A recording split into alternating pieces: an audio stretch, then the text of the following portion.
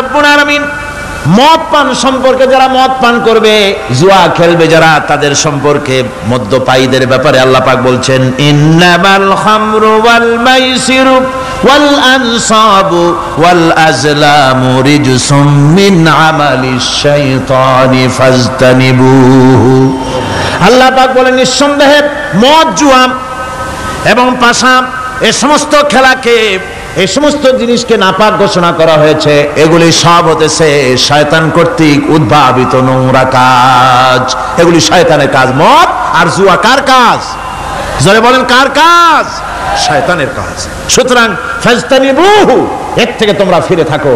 আল্লাহ বলছেন মদ এবং জুয়া মানুষকে আল্লাহর জিকির থেকে ফিরায় রাখে। ফাহাল আনতুম মুনতাহুন, এগুলি শোনার পরেও কি তোমরা এর থেকে ফিরে থাকবে না? এবার আল্লাহ রাব্বুল আলামিন ওজনে কম দেওয়া সম্পর্কে বলছেন। যারা ব্যবসায়ী, অনেক ব্যবসায়ী আছে, ব্যবসা করতে গিয়ে ধর্ম ব্যক্তিগত ব্যাপার, ব্যবসার মধ্যে ধর্ম নিতে চাই না। কয় যে ধর্ম দারুণ পবিত্র জিনিস, এত পবিত্র, শুধু মসজিদে থাকবে, শুধু মাদ্রাসায় থাকবে, আমার জীবনের বিস্তীর্ণ অঙ্গনে ধর্ম ঢুকতে পারবে না। তার মানে ভাবখানা এই, আল্লাহ এবং রসুলকে বলে দেওয়া হচ্ছে হে আল্লাহ, হে রসুল, তোমাদের উপরে 144 জারি করে দিলাম, শুধু মসজিদে আর খানকায় থাকো, মাদ্রাসায় থাকো, আমাদের জীবনের বিস্তীর্ণ অঙ্গনে তোমাদের কোনো প্রবেশের অধিকার নাই। জোরে কর নাউজুবিল্লাহ। আল্লাহ পাক মানুষের জীবনের সকল ক্ষেত্রে আইন চলবে আল্লাহর। ইনিল হুকমু ইল্লা লিল্লাহ, আইন চলবে কার? ওই আল্লাহ রাব্বুল আলামিন বলেন ওজনে কম দিও না। ওয়াউফুল কাইলা ইযা কিলতুম ওয়াজনু বিল কিসতাসিল মুস্তাকিম। মেপে যখন কোনো জিনিস দিবে পরিমাপে কম দিবে না, ওজন করে যখন দিবে ওজনেও কম দিবে না। আল্লাহ পাক কোরআনে কারীমের মধ্যে সুন্দর করে সব কথা বলে দিলেন। ওজনে কম করো না, পরিমাপে কম করো না, সঠিকভাবে এটাকে দিও। ইয়াতীমের মাল সম্পর্কে কোরআন বলছে ولا تقربوا مال اليتيم إلا بالتي هي أحسن।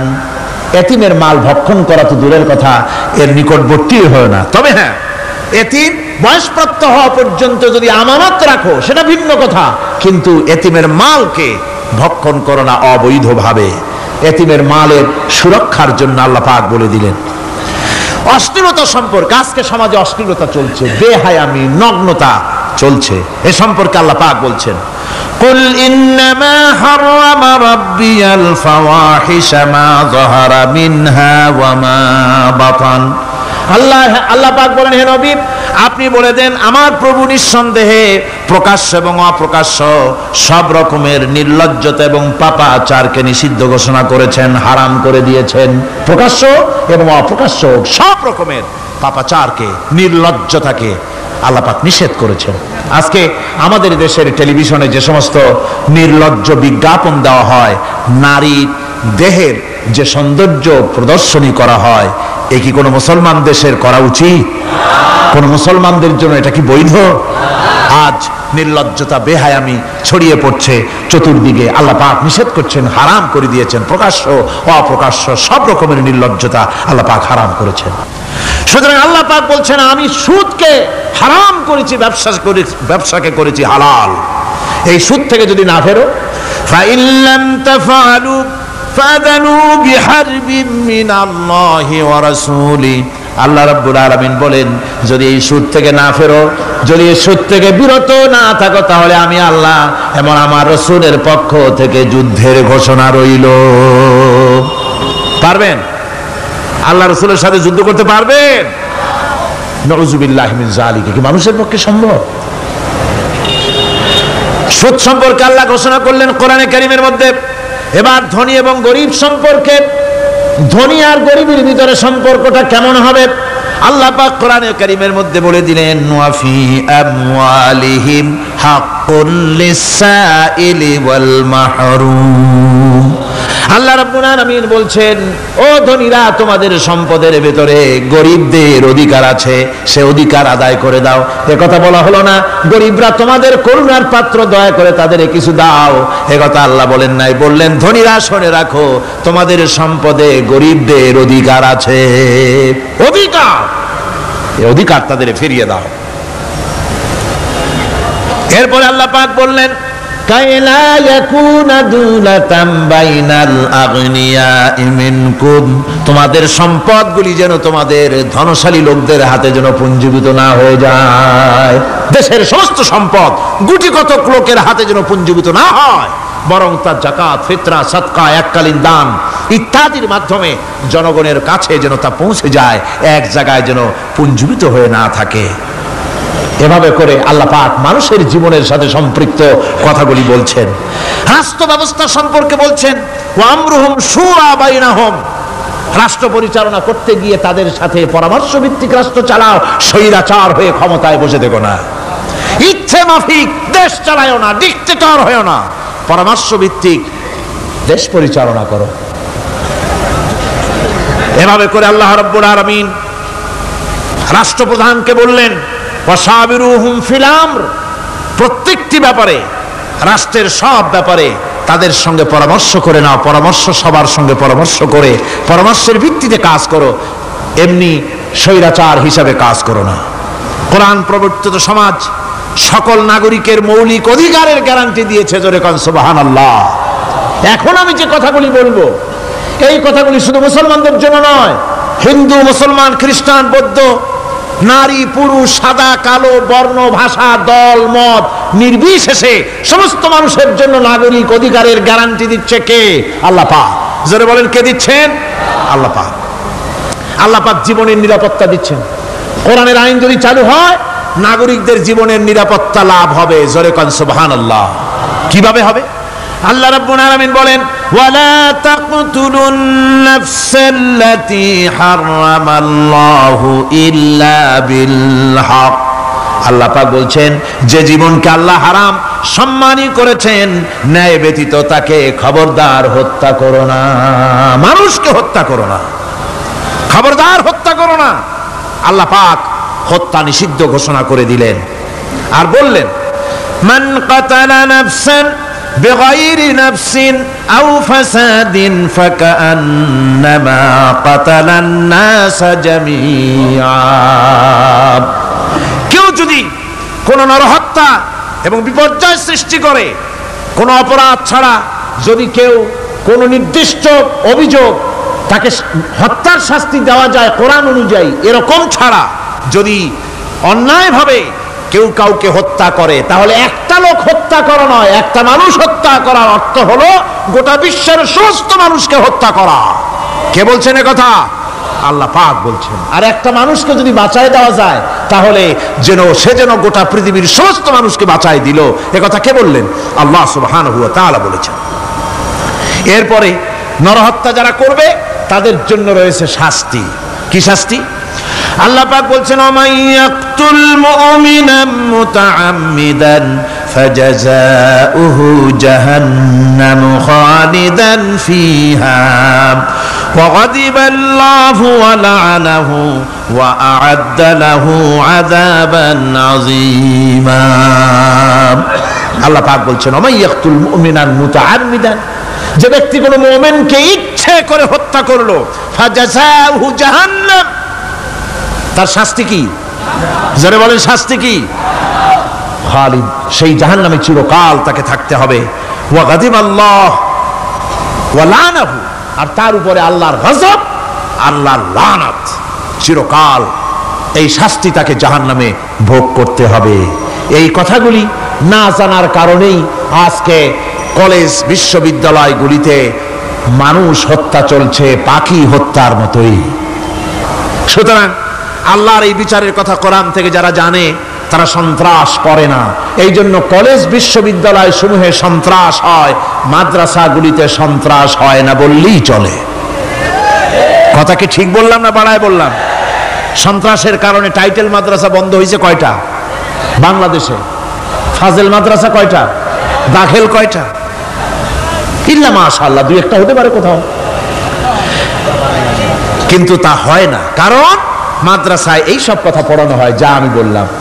কোরআন থেকে যে কথাগুলি বললাম এগুলি কোথায় পড়ানো হয়?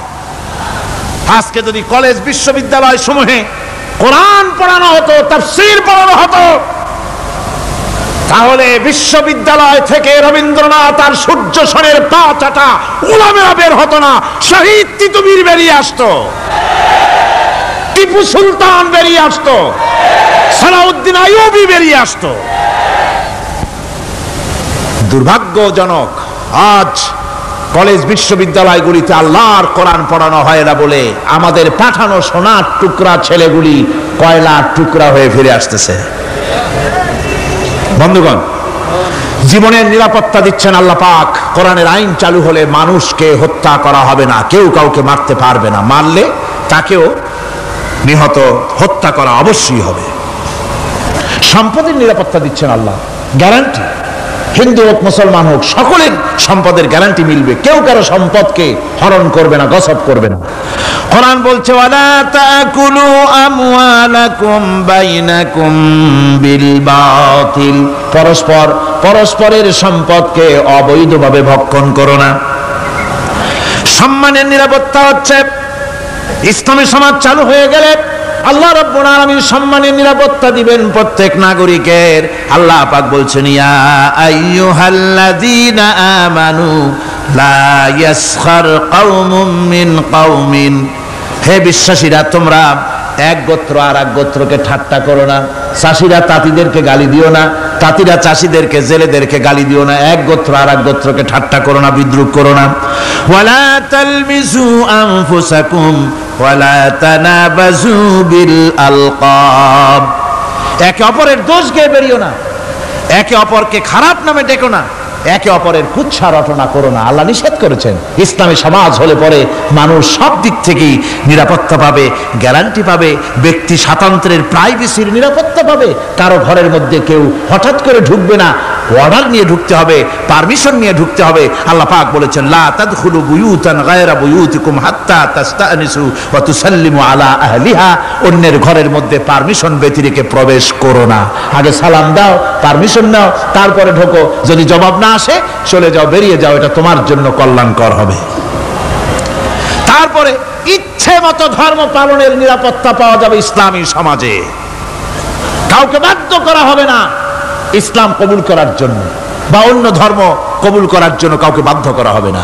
কোরআনে কারীম বলছে লা ইকরাহা ফিদ্দিন, ধর্মের ব্যাপারে কোনো বাড়াবাড়ি করা যাবে না, কারো উপরে কোনো ধর্মমত চাপিয়ে দেওয়া যাবে না। যার ইচ্ছে তার ইচ্ছে মতো স্বাধীনভাবে তার ধর্মকর্ম পালন সে করতে পারবে। যে ব্যক্তি আল্লাহর সঙ্গে বিদ্রোহ করেছে আর পরকালের জন্য পাথর জোগাড় করে নাই, দুনিয়াকে অগ্রাধিকার দিল, পরকালকে ভুলে গেল, তার জায়গা হলো জাহান্নাম। ওয়া আম্মা মান খাফা মাকামা রাব্বিহি ওয়া নাহান নাফসা আনিল হাওয়া ফাইন্নাল জান্নাতা হিয়াল মাওয়া, আর যে ব্যক্তি আপন প্রভুর সামনে উপস্থিত হকে ভয় করেছে এবং আপন প্রবৃত্তিকে লালসা মুক্ত করেছে, লালসার হাত থেকে রক্ষা করেছে, আল্লাহ রাব্বুল আলামিন কিয়ামতের দিন তার জন্য রেখে দিয়েছেন জান্নাত। তার জন্য কোন জায়গা? জান্নাত। আমাদেরকে পরকাল ভিত্তিক জীবন যাপন যদি করি তাহলে কবরের জবাবগুলি খুব আসান হবে। আর যদি পরকাল ভিত্তিক জীবন যাপন না হয় কবরটা মুসিবত হয়ে যাবে। হযরত ওসমান রাদিয়াল্লাহু তাআলা আনহু কবরের কাছে গিয়ে খুব কাঁদতেন। সাহাবায়ে কেরাম প্রশ্ন করেছেন, হুজুর রাসূল করিম সাল্লাল্লাহু আলাইহি সাল্লাম যখন জান্নাত ও জাহান্নামের ওয়াজ করেন তখনও তো এত বেশি আপনি কাঁদেন না, যত বেশি কাঁদেন কবরের কাছে এসে, কারণ কি? হযরত ওসমান রাদিয়াল্লাহু তাআলা আনহু বলতেন, আমার সাথীরা, আমি আমার হাবিবের কাছে, আল্লাহ রাব্বুল আলামিনের রাসূলের কাছে আমি শুনেছি এই কবরটাই হলো প্রথম স্টেশন, এই কবরটাই হলো প্রথম ইমিগ্রেশন কাউন্টার। এই জায়গায় যদি কেউ ধরা পড়ে যায়, কারো যদি চার্জশিট হয়ে যায়, সব জায়গায় ধরা পড়ে যাবে, হাসরে মিজানে সিরাতে কোনো জায়গায় নাজাত পাবে না। আর এই কবরটা যদি কেউ মুক্তি পেয়ে যায়, মিজান সিরাত হাসর সব জায়গা থেকে আল্লাহ তারে ভালোভাবে পার করে দিবেন। এটা হলো আসল জায়গা, মারাত্মক জায়গা। খুব মারাত্মক জায়গা। আমি এটাকে ইমিগ্রেশন কাউন্টার বলেছি আমার ভাষায়। ইমিগ্রেশন কাউন্টার যারা বিদেশ ভ্রমণ করেছেন তারা জানেন। লন্ডন যাবেন, আমেরিকা যাবেন, সৌদি আরব যাবেন, যে কোনো বিদেশে যাবেন, গেলেই পাসপোর্ট তারা দেখবে। পাসপোর্টে আপনার ন্যাশনালিটি কোনটা সেটাই তারা জানতে চাইবে। আপনি কোন দল করেন এটা তারা জানতে চাইবে না। আপনি কোন ভাষায় কথা বলেন তাও তাদের জানার দরকার নেই। প্রথমেই তারা আপনার ন্যাশনালিটি দেখবে, আপনার আইডেন্টিটি কি তারা জানতে চাইবে। তারপরে যদি স্যাটিসফ্যাক্টরি হয় আপনাকে ভিসা দিয়ে ভেতরে ঢুকবার ব্যবস্থা করে দেবে। আর যদি তারা স্যাটিসফাইড না হয় তাহলে আপনাকে মেহমানখানায় ঢুকানো হবে গ্রেফতার করে। কবর হচ্ছে এ ধরনের একটি ইমিগ্রেশন কাউন্টার। কবরের ভিতরে মানুষ যখনই রাখা হবে সঙ্গে সঙ্গে দুজন ফেরেশতা আসবে। কবরের কাছে যারা এসেছিল দাফন হয়ে যাওয়ার পর এই লোকগুলি 40 কদম যেতে যতক্ষণ লাগে এর মধ্যেই দুজন ফেরেশতা এসে যাবে। এসে জিজ্ঞেস করবে, মান রব্বুকা, তুমি কোন দল করতে? ওটা তাদের জানার দরকার নেই। চাকরি কিসে করতেন ওটা জানার দরকার নেই। ব্যবসা করতেন না চাকরি করতেন প্রয়োজন নেই। প্রথমেই জিজ্ঞাসা করা হবে ন্যাশনালিটি, প্রথমেই জিজ্ঞাসা করা হবে তার ন্যাশনালিটি সম্পর্কে, তার আইডেন্টিটিটা কি, এবং সেটাকে সত্যায়িত করার জন্য, বোঝার জন্য 3টি প্রশ্ন। প্রথম প্রশ্ন, মান রব্বুকা ওয়া মা দীনুকা ওয়া মান নাবিয়্যুকা, তোমার রব কে, তোমার দ্বীন কি, তোমার নবী কে। যদি এই ব্যক্তি বেঈমান হয়, মুনাফিক হয়, সে বলবে হায় হাতা লা আদরি, হায় হাতা লা আদরি, জানি না আমার রবকে, আমি জানি না। তোমার দিন কি, দিন কারে কয় বুঝি না। এরপরে আল্লাহর নবী জনাবে মুহাম্মদ রাসূলুল্লাহ সাল্লাল্লাহু আলাইহি ওয়াসাল্লামকে দেখানো হবে, বলা হবে মা কুনতা তাকুলু ফি হাদার রাজুল, এই ব্যক্তি সম্পর্কে তোমার ধারণা কি নিকে? বলবে আমি চিনি না। নাউযুবিল্লাহ। বাস, এরপরে তার যা হবার তাই শুরু হয়ে যাবে। আর যদি বান্দাটা মুমিন হয়, প্রশ্ন করা হবে মান রব্বুকা, জবাব দেবে রব্বি আল্লাহ, আমার রব আল্লাহ রাব্বুল আলামিন। ওয়া মা দীনুকা, দীনুনা ইসলাম, আমার দিন হচ্ছে ইসলাম। এরপরে আল্লাহর নবীকে দেখানো হবে। কয়েক রকমের বর্ণনা আছে। কোন বর্ণনায় আছে হুজুরের আকারে দেখানো হবে, অথবা রাসূলকে সরাসরি দেখানো হবে। বলা হবে মা কুনতা তাকুলু ফি হাদার রাজুল, এই লোকটি সম্পর্কে ধারণা কি? মুমিন ব্যক্তি বলবে হাদা নবিয়ুনা মুহাম্মাদুর রাসূলুল্লাহ সাল্লাল্লাহু আলাইহি ওয়াসাল্লাম, ইনি আমার তো সেই নবী মুহাম্মাদুর রাসূলুল্লাহ সাল্লাল্লাহু আলাইহি ওয়াসাল্লাম। আমরা যেন এই রকমের জবাব দিতে পারি, আল্লাহ কবুল করো। সকলে জোরে কোন আমিন। জবাব হয়ে যাওয়ার পর গায়ব থেকে আওয়াজ আসবে, ফাফরিশু বিল জান্নাতি ওয়ালবিসু বিল জান্নাহ, ও আমার ফেরেশতারা আমার এই বান্দাকে জান্নাতের পোশাক পরায়া দাও আর কবরটাকে জান্নাতের বিছানা বিছায়া দাও। জান্নাতের পোশাক পরায় দাও, জান্নাতের বিছানা বিছায়া দাও। ইলা মাদ্দা বাসারিহি, তার চোখের দৃষ্টি যতদূর যায় কবরটা ততটা প্রশস্ত করে দাও। এরপর বেহেশতের পোশাক পরাইয়া, বেহেশতের বিছানা বিছায়া ফেরেশতা বলবে নম কানাউমুল উরুস, ঘুমিয়ে যাও। দুলামিয়া যেমন বাসর সজ্জায় নতুন বউ নিয়ে আরামে ঘুমায়, এরকম আরামে ঘুমায় যাও। ইলা ইয়াউমিল কিয়ামা, কিয়ামত পর্যন্ত ঘুমায় থাকো, আরামে ঘুমিয়ে থাকবে। এরপরে সিংহায় ফুৎকার হবে, সিংহার ফুৎকারের আওয়াজে তার ঘুম ভেঙে যাবে। বলবে ইয়া ওয়াইলানা মান বাসানা মিন মারকাদিনা, হায় আফসোস, আমার এত আরামের ঘুম থেকে কে আমাকে জাগ্রত করলো, আমার ঘুমটারে নষ্ট করলো কে? আওয়াজ আসবে হাদা মা ওয়াদার রহমান ওয়া সাদাকাল মুরসালুন, এটা হচ্ছে রহমানের সেই ওয়াদা, আর মুরসালিনরা নবীরা সত্য কথাই বলেছিলেন, সেই কিয়ামত অনুষ্ঠিত হচ্ছে। আমার বন্ধুগণ, সেজন্য এই দুনিয়ার মোহে পড়ে থাকলে পরে দুনিয়ায় যারা অগ্রাধিকার দিবে দুনিয়াকে পরকালের তুলনায়, জবাব দিতে পারবে না কবরের ভিতরে গিয়া। আর যারা পরকালকে অগ্রাধিকার দিবে, দুনিয়ার চাইতে পরকালকে বেশি অগ্রাধিকার দেবে, আর আল্লাহর ভয় কলিজার ভিতরে রাখবে, কবরের জবাব সঠিকভাবে দিতে পারবে, কিয়ামতের দিন আল্লাহ রাব্বুল আলামিন তাদের জন্য জান্নাত দান করবেন। জোরে বলেন আমিন। দুনিয়াটা হচ্ছে দুনিয়া যেখানে আমরা আছি। আমি আগেই বলেছি দুনিয়া হচ্ছে আদনা শব্দ থেকে এর উৎপত্তি হয়েছে। তুচ্ছ, নিকৃষ্ট, এটার দাম নাই, এটার মূল্য নাই। হযরত ইবনে কাইয়িম রাহিমাহুল্লাহ নওয়ারাল্লাহু মারকাদাহু ওয়া জাআলাল জান্নাতা মাথওয়াহু, হযরত ইবনে কাইয়িম তিনি বলছেন, সুন্দর করে বলছেন দুনিয়া সম্পর্কে, মা মাদা ফিদ দুনিয়া আহলামুন ওয়া মা বাকিয়া মিনহা আমানি ওয়াল ওয়াক্তু বাইনাহুমা দায়ুন। মা মাদা ফিদ দুনিয়া আহলামুন, জীবনের যে অংশ ফেলে এসেছি সেটা আজ একটা স্বপ্ন। ওয়া মা বাকিয়া মিনহা আমানি, আর জীবনের যে অংশ সামনে বাকি আছে সেটা এখন একটা আকাঙ্ক্ষা। ওয়াল ওয়াক্তু বাইনাহুমা দায়ুন, আর এর মাঝখান থেকে সময় সব চলে যাচ্ছে। কত বড় কথা চিন্তা করেছেন? জীবনের যে অংশ ফেলে এসেছি তা আজকে স্বপ্ন, তা আজ কি বলেন? স্বপ্ন। আর সামনে যা আছে সেটা আকাঙ্ক্ষা, আর মাঝখান থেকে সময় সব চলে যাচ্ছে। এরপরে তিনি বলছেন, وَمَنْ يَسْحَبِ الدُّنْيَا يَكُنْ مِثْلَ قَابِضٍ عَلَى الْمَاءِ خَانَتْهُ فُرُوجُ الْأَصَابِعِ।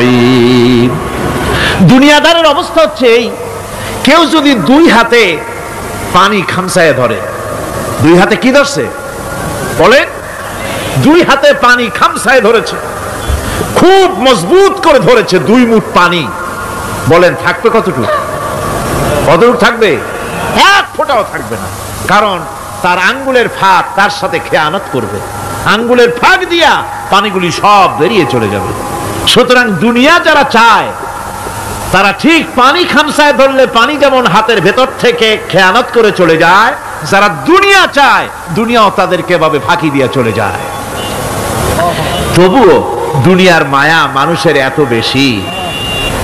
আল্লাহর নবী বলেন, লাউ কানা লি ইবনি আদামা ওয়াদিন মিন যাহাবিন লাহাব্বা ইয়াকুনা লাহু সানিন। এই পৃথিবীতে যদি কাউকে একটা মাঠ ভরে যদি সোনা দেওয়া যায়, লোকটা বলবে রব্বুল আলামিন, আমি যদি আরেকটা মাঠ এরকম সোনা ভরা পেতাম। দ্বিতীয় আরেকটা মাঠ দেওয়া হলে আবার বলবে যদি তৃতীয় আরেকটা মাঠ সোনা ভরে যদি পেতাম। নবীজি বলেন, ওয়ালা ইয়ামলাউ জাওফু ইবনু আদামা ইল্লা তুরাব। মানুষের পেট 3.5 হাত মাটি ছাড়া, কবরের মাটি ছাড়া মানুষের পেট ভরবে না।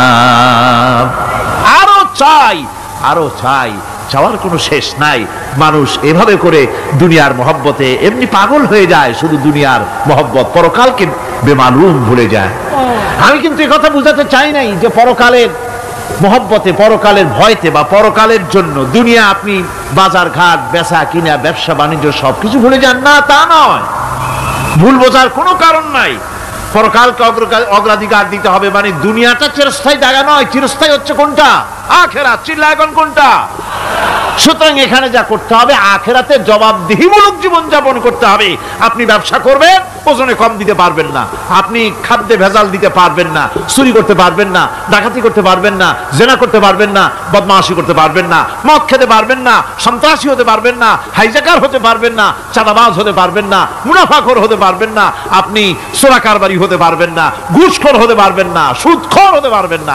এই সব কাজ পরকালকে বিশ্বাস করলেই এ সমস্ত কাজ থেকে মানুষ বিরত থাকতে পারে। কথা ঠিক কিনা? এটাই হচ্ছে পথ। সুতরাং এই পৃথিবী থাকবে না, এটা কি চিরকাল থাকবে না, এর একটা পরিসমাপ্তি ঘটবে। যেমন করে সারা বছর লেখাপড়া করার পর কলেজে, বিশ্ববিদ্যালয়, মাদ্রাসায়, হাই স্কুলে সব জায়গায় সারা বছর লেখাপড়া করার পর যেমন পরীক্ষা দেওয়ার একটা দিন আসে, সারা বছর ব্যবসা করার পর হিসাব নিকাশ করার যেমন একটা সময় আসে, সারা মাস চাকরি করার পর বেতন পাওয়ার যেমন একটা দিন আসে, সারা জীবন চাকরি করার পর পেনশন পাওয়ার যেমন একটা সময় আসে, অনুরূপ ভাবে এই দুনিয়া যেদিন শেষ হয়ে যাবে, আল্লাহ নির্ধারিত সময় শেষ হয়ে যাওয়ার পর একটা সময় আসবে যখন আল্লাহ রব্বুল আলামিন সব শেষ করে দিবেন, লন্ডভন্ড হয়ে যাবে, কিছুই থাকবে না। কোরআনে কারিমে আল্লাহ সব বলেছেন, কোরআনে সব আল্লাহ বলে দিয়েছেন। আল্লাহ পাক বলেন এই পৃথিবীর সব কেমন ভাবে ধ্বংস হবে তার চিত্র আল্লাহ পাক কোরআনে কারিমে তুলে ধরেছেন। ইযাস সামাউ ফাতারাত ওয়া ইযাল কাওয়াকিবু তাসারাত ওয়া ইযাল বিহারু ফুজ্জিরাত ওয়া ইযাল কুবুরু বু'সিরাত। যখন আকাশসমূহ দীর্ণ বিদীর্ণ হয়ে যাবে, তারকাগুলি বিক্ষিপ্ত হয়ে ছিটকে পড়বে, আর সমুদ্রগুলি উচ্ছ্বসিত হয়ে পড়বে, কবরগুলি সব তার ভেতরে যা আছে উদ্গীরণ করে দেবে, তারকাগুলি স্থিমিত হয়ে যাবে। এরপরে সমস্ত আকাশগুলি কিতাবের পৃষ্ঠার মতো একটার পরে একটা ঠাস ঠাস করে পড়তে থাকবে, চূর্ণ বিচূর্ণ হয়ে ভেঙে চুরে একাকার হয়ে যাবে। পাহাড়গুলিকে উড়িয়ে দেওয়া হবে, চন্দ্র এবং সূর্য একাকার হয়ে যাবে। আল্লাহ রাব্বুল আলামিন বলেন ফাইদা বারিকাল বাসার ওয়া খাসাফাল কমার ওয়া জুমিআশ শামসু ওয়াল কমার। চক্ষু যখন বিস্ফারিত হয়ে যাবে, চাঁদ যখন তার আলো হারিয়ে ফেলবে, সূর্য যখন তার আলো হারিয়ে ফেলবে, চাঁদ আর সূর্য সব একাকার হয়ে যাবে, সেই সময়ের অবস্থাটা কি চিন্তা করো। মানুষ হয়রান হয়ে দৌড়াদৌড়ি করবে। ওয়াহুমিলাতিল আরদু ওয়াল জিবালু ফাদুক্কাতা দাক্কাতান ওয়াহিদা। জমিন এবং পাহাড়গুলির মধ্যে আল্লাহ রাব্বুল আলামিন সংঘর্ষ বাঁধিয়ে দিবেন, পাহাড়গুলি ভেঙে চুরে টুকরা টুকরা হয়ে যাবে, পাহাড়গুলি উঁচু করে জমিনের উপরে আছাড় মেরে আল্লাহ রাব্বুল আলামিন ভেঙে চুরে চুরমার করে দিবেন। সুবহানাল্লাহ। ফাতাকুনুল জিবালু কালইনিল মানফুস। পাহাড়গুলো পেঁজা ধোনা তুলার মতো করে উড়িয়ে দেওয়া হবে, পাহাড় উড়ে যাবে। সুবহানাল্লাহ পড়ো। পাহাড় পাথরের তৈরি করা পাহাড়, এই পাহাড়গুলি তুলার মতো হয়ে উড়বে কিভাবে? আমি এই দৃশ্য নিজের চোখে কিছুটা হলেও দেখছি। আজ থেকে 10 দিন আগে আমি ইতালি সফর করে এসেছি। ইতালির রাজধানী রোম। রোম প্রাচীন সভ্যতার লালন ভূমি। কোরআনে কারিমে সূরা রোম রয়েছে, এই রোম সেই রোম। এখানের বাদশার কাছে রাসূল করিম সাল্লাল্লাহু আলাইহি ওয়াসাল্লাম হেরাক্লিয়াসের কাছে চিঠি পাঠিয়েছিলেন, সেই রোম। 12 থেকে 15 হাজারের মতো বাংলাদেশি মুসলমান সেখানে আছে। জুমার দিন, যেদিন আমি গেলাম তার পরের দিনই জুমা ছিল। জুমার নামাজ পড়লাম ভ্যাটিকানের কাছেই বিশাল মসজিদ, ইউরোপের ভিতরে সবচাইতে বড় মসজিদ এটা। রোম ইসলামের দুশমনদের রাজধানী। সেইখানে যখন আযান হচ্ছে আশহাদু আন্না মুহাম্মাদার রাসূলুল্লাহ, আমার অনুভূতির কথা আপনাদেরকে বোঝাতে পারবো না, কি অনুভূতির সৃষ্টি হয়েছে আমার ভেতরে। ভ্যাটিকানের পোপ এক পাশে, কিছু দূরেই ভ্যাটিকান, ওটা হচ্ছে গোটা পৃথিবীর সমস্ত খ্রিস্টানদের কাবা, ভ্যাটিকান। তার পাশেই বিশাল মসজিদ, সেখানে নামাজ পড়লাম। চিন্তার ভেতরে আসলো আল্লাহ রাব্বুল আলামিন তার হাবিবের নাম, তার তাওহীদ, তার রিসালাতকে কিভাবে বিশ্বময় ছড়িয়ে দিলেন। আবু জাহেল চাইছিল মুহাম্মদ সাল্লাল্লাহু আলাইহি ওয়াসাল্লামকে স্তব্ধ করে দেবে মক্কার জীবনেই। কত বদনাম, সাহের, কাহেন, কাযযাব, শায়ের, নাউযুবিল্লাহি মিন যালিক, কত গালাগালি করলো। আর আল্লাহ শোনালেন, হাবিব চিন্তার কোনো কারণ নাই, ওয়া রাফা'না লাকা যিকরাক, আমি আপনার প্রশংসা বিশ্বময় ছড়িয়ে দেব। সুবহানাল্লাহ ওয়া বিহামদিহি। রোম প্রোগ্রাম শেষ করে আমাকে তারা নিয়ে গেল, যেটা আমি বলছি সফর কাহিনী শোনাবার সময়টা না, যেহেতু এর সঙ্গে প্রাসঙ্গিক সেজন্য বলছি। পাহাড় কেমনে তুলার মতো হয়ে উড়বে তার নজির দেখেছি। রোম শহর থেকে 300 মাইল দূরে, 300 কিলোমিটার দূরে নেপোলিয়ান বোনাপার্ট তার বাড়ি, এবং ওটা তার নামই একটা প্রভিন্স। ভূমধ্য সাগরের পারে ভিসুভিয়াস, পৃথিবীর সবচাইতে বড় আগ্নেয়গিরি, সেটা দেখাতে নিয়ে যাওয়া হলো আমাকে। যে পাহাড়টা পৃথিবীর মাটি থেকে তার চূড়া হচ্ছে 3 মাইল উঁচু, এর 2 মাইল গাড়িতে করে ঘুরে ঘুরে যাওয়া যায়, এরপর আর গাড়িতে যাওয়া যায় না, বাকিটুকুন যেতে হবে হেঁটে হেঁটে। পাহাড়ের উপরে অক্সিজেন কম, বেশ কষ্ট হচ্ছিল উঠতে।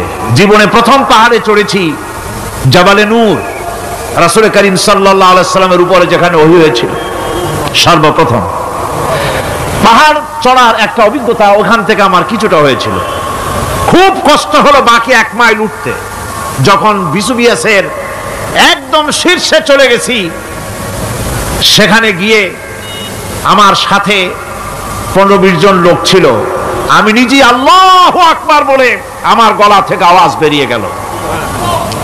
আমি দেখতে পেলাম ভিসুভিয়াসের শীর্ষে বিশাল গর্ত। আমার মনে হয় গর্তটা এই মাঠের 1/4 হবে, এই মাঠের 1/4 হবে গর্তটা। সেই গর্তটার গভীরতা হচ্ছে 1.5 কিলোমিটার। এইখান থেকে পাথরগুলি উত্থিত হয়েছে, আগ্নেয়গিরি পাথর আগুনে গলে লাভা হয়ে এগুলি পাহাড় বেয়ে উপচে পড়েছে, চতুর্দিকে 12 মাইল ছড়িয়ে গিয়েছে।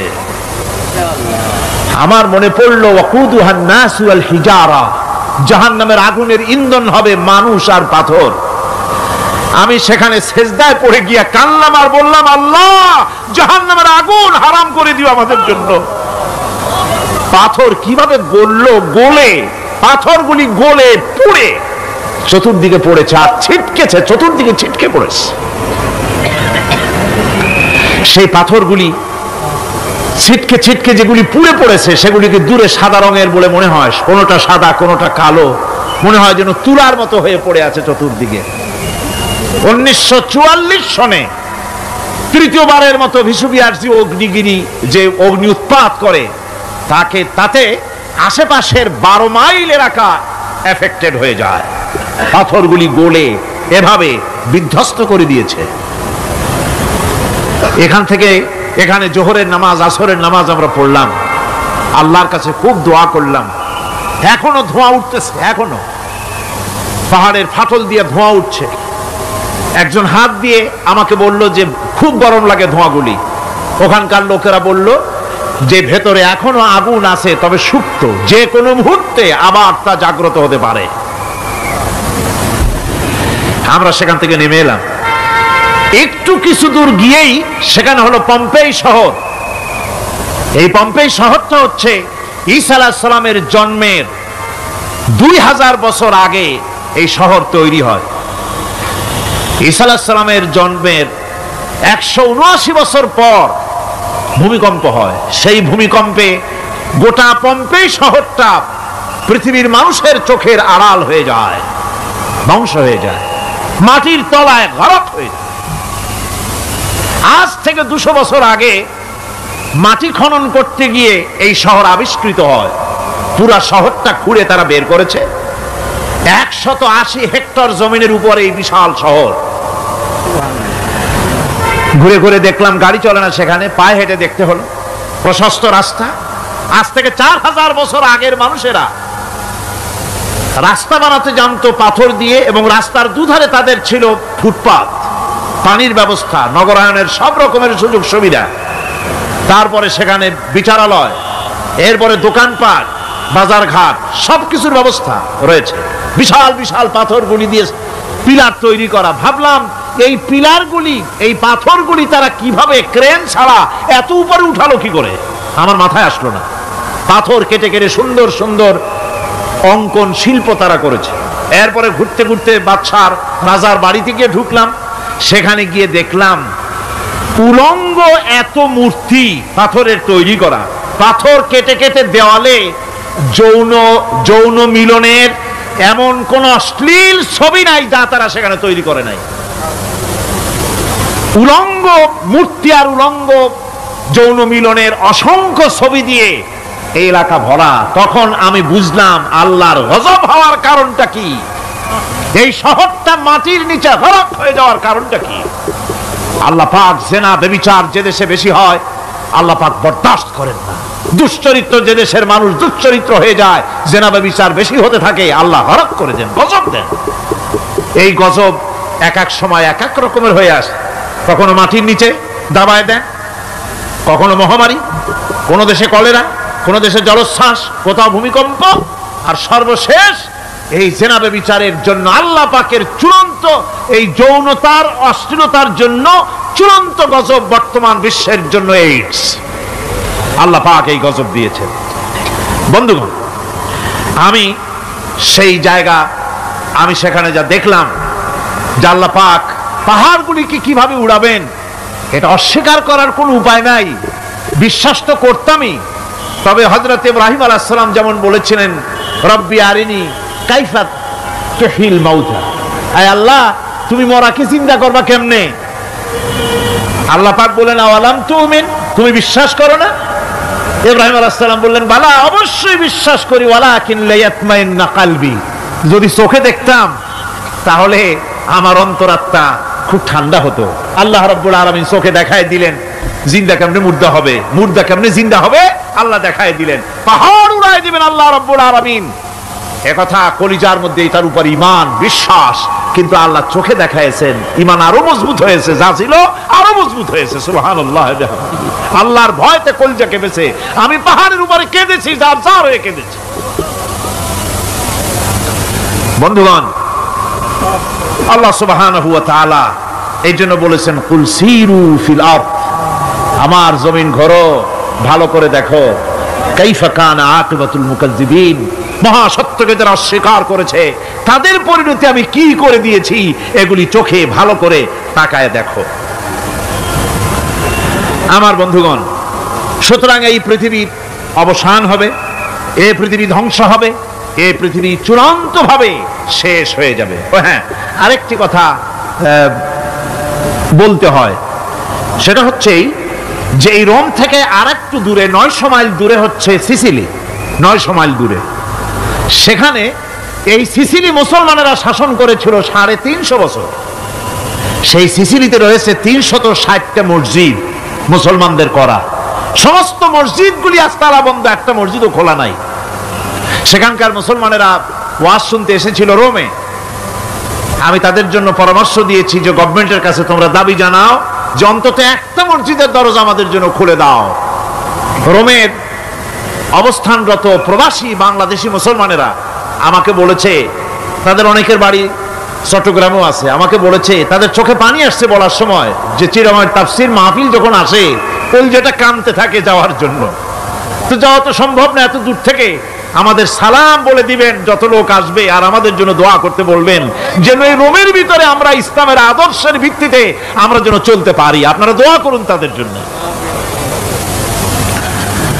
ভাইরা আমার, এই পৃথিবী একদিন পরিসমাপ্তি ঘটবে এবং আল্লাহর দরবারে আমাদেরকে উঠতে হবে এবং সেখানে আমাদের বিচার হবে। সেখানে আমাদের কি হবে? বিচার হবে।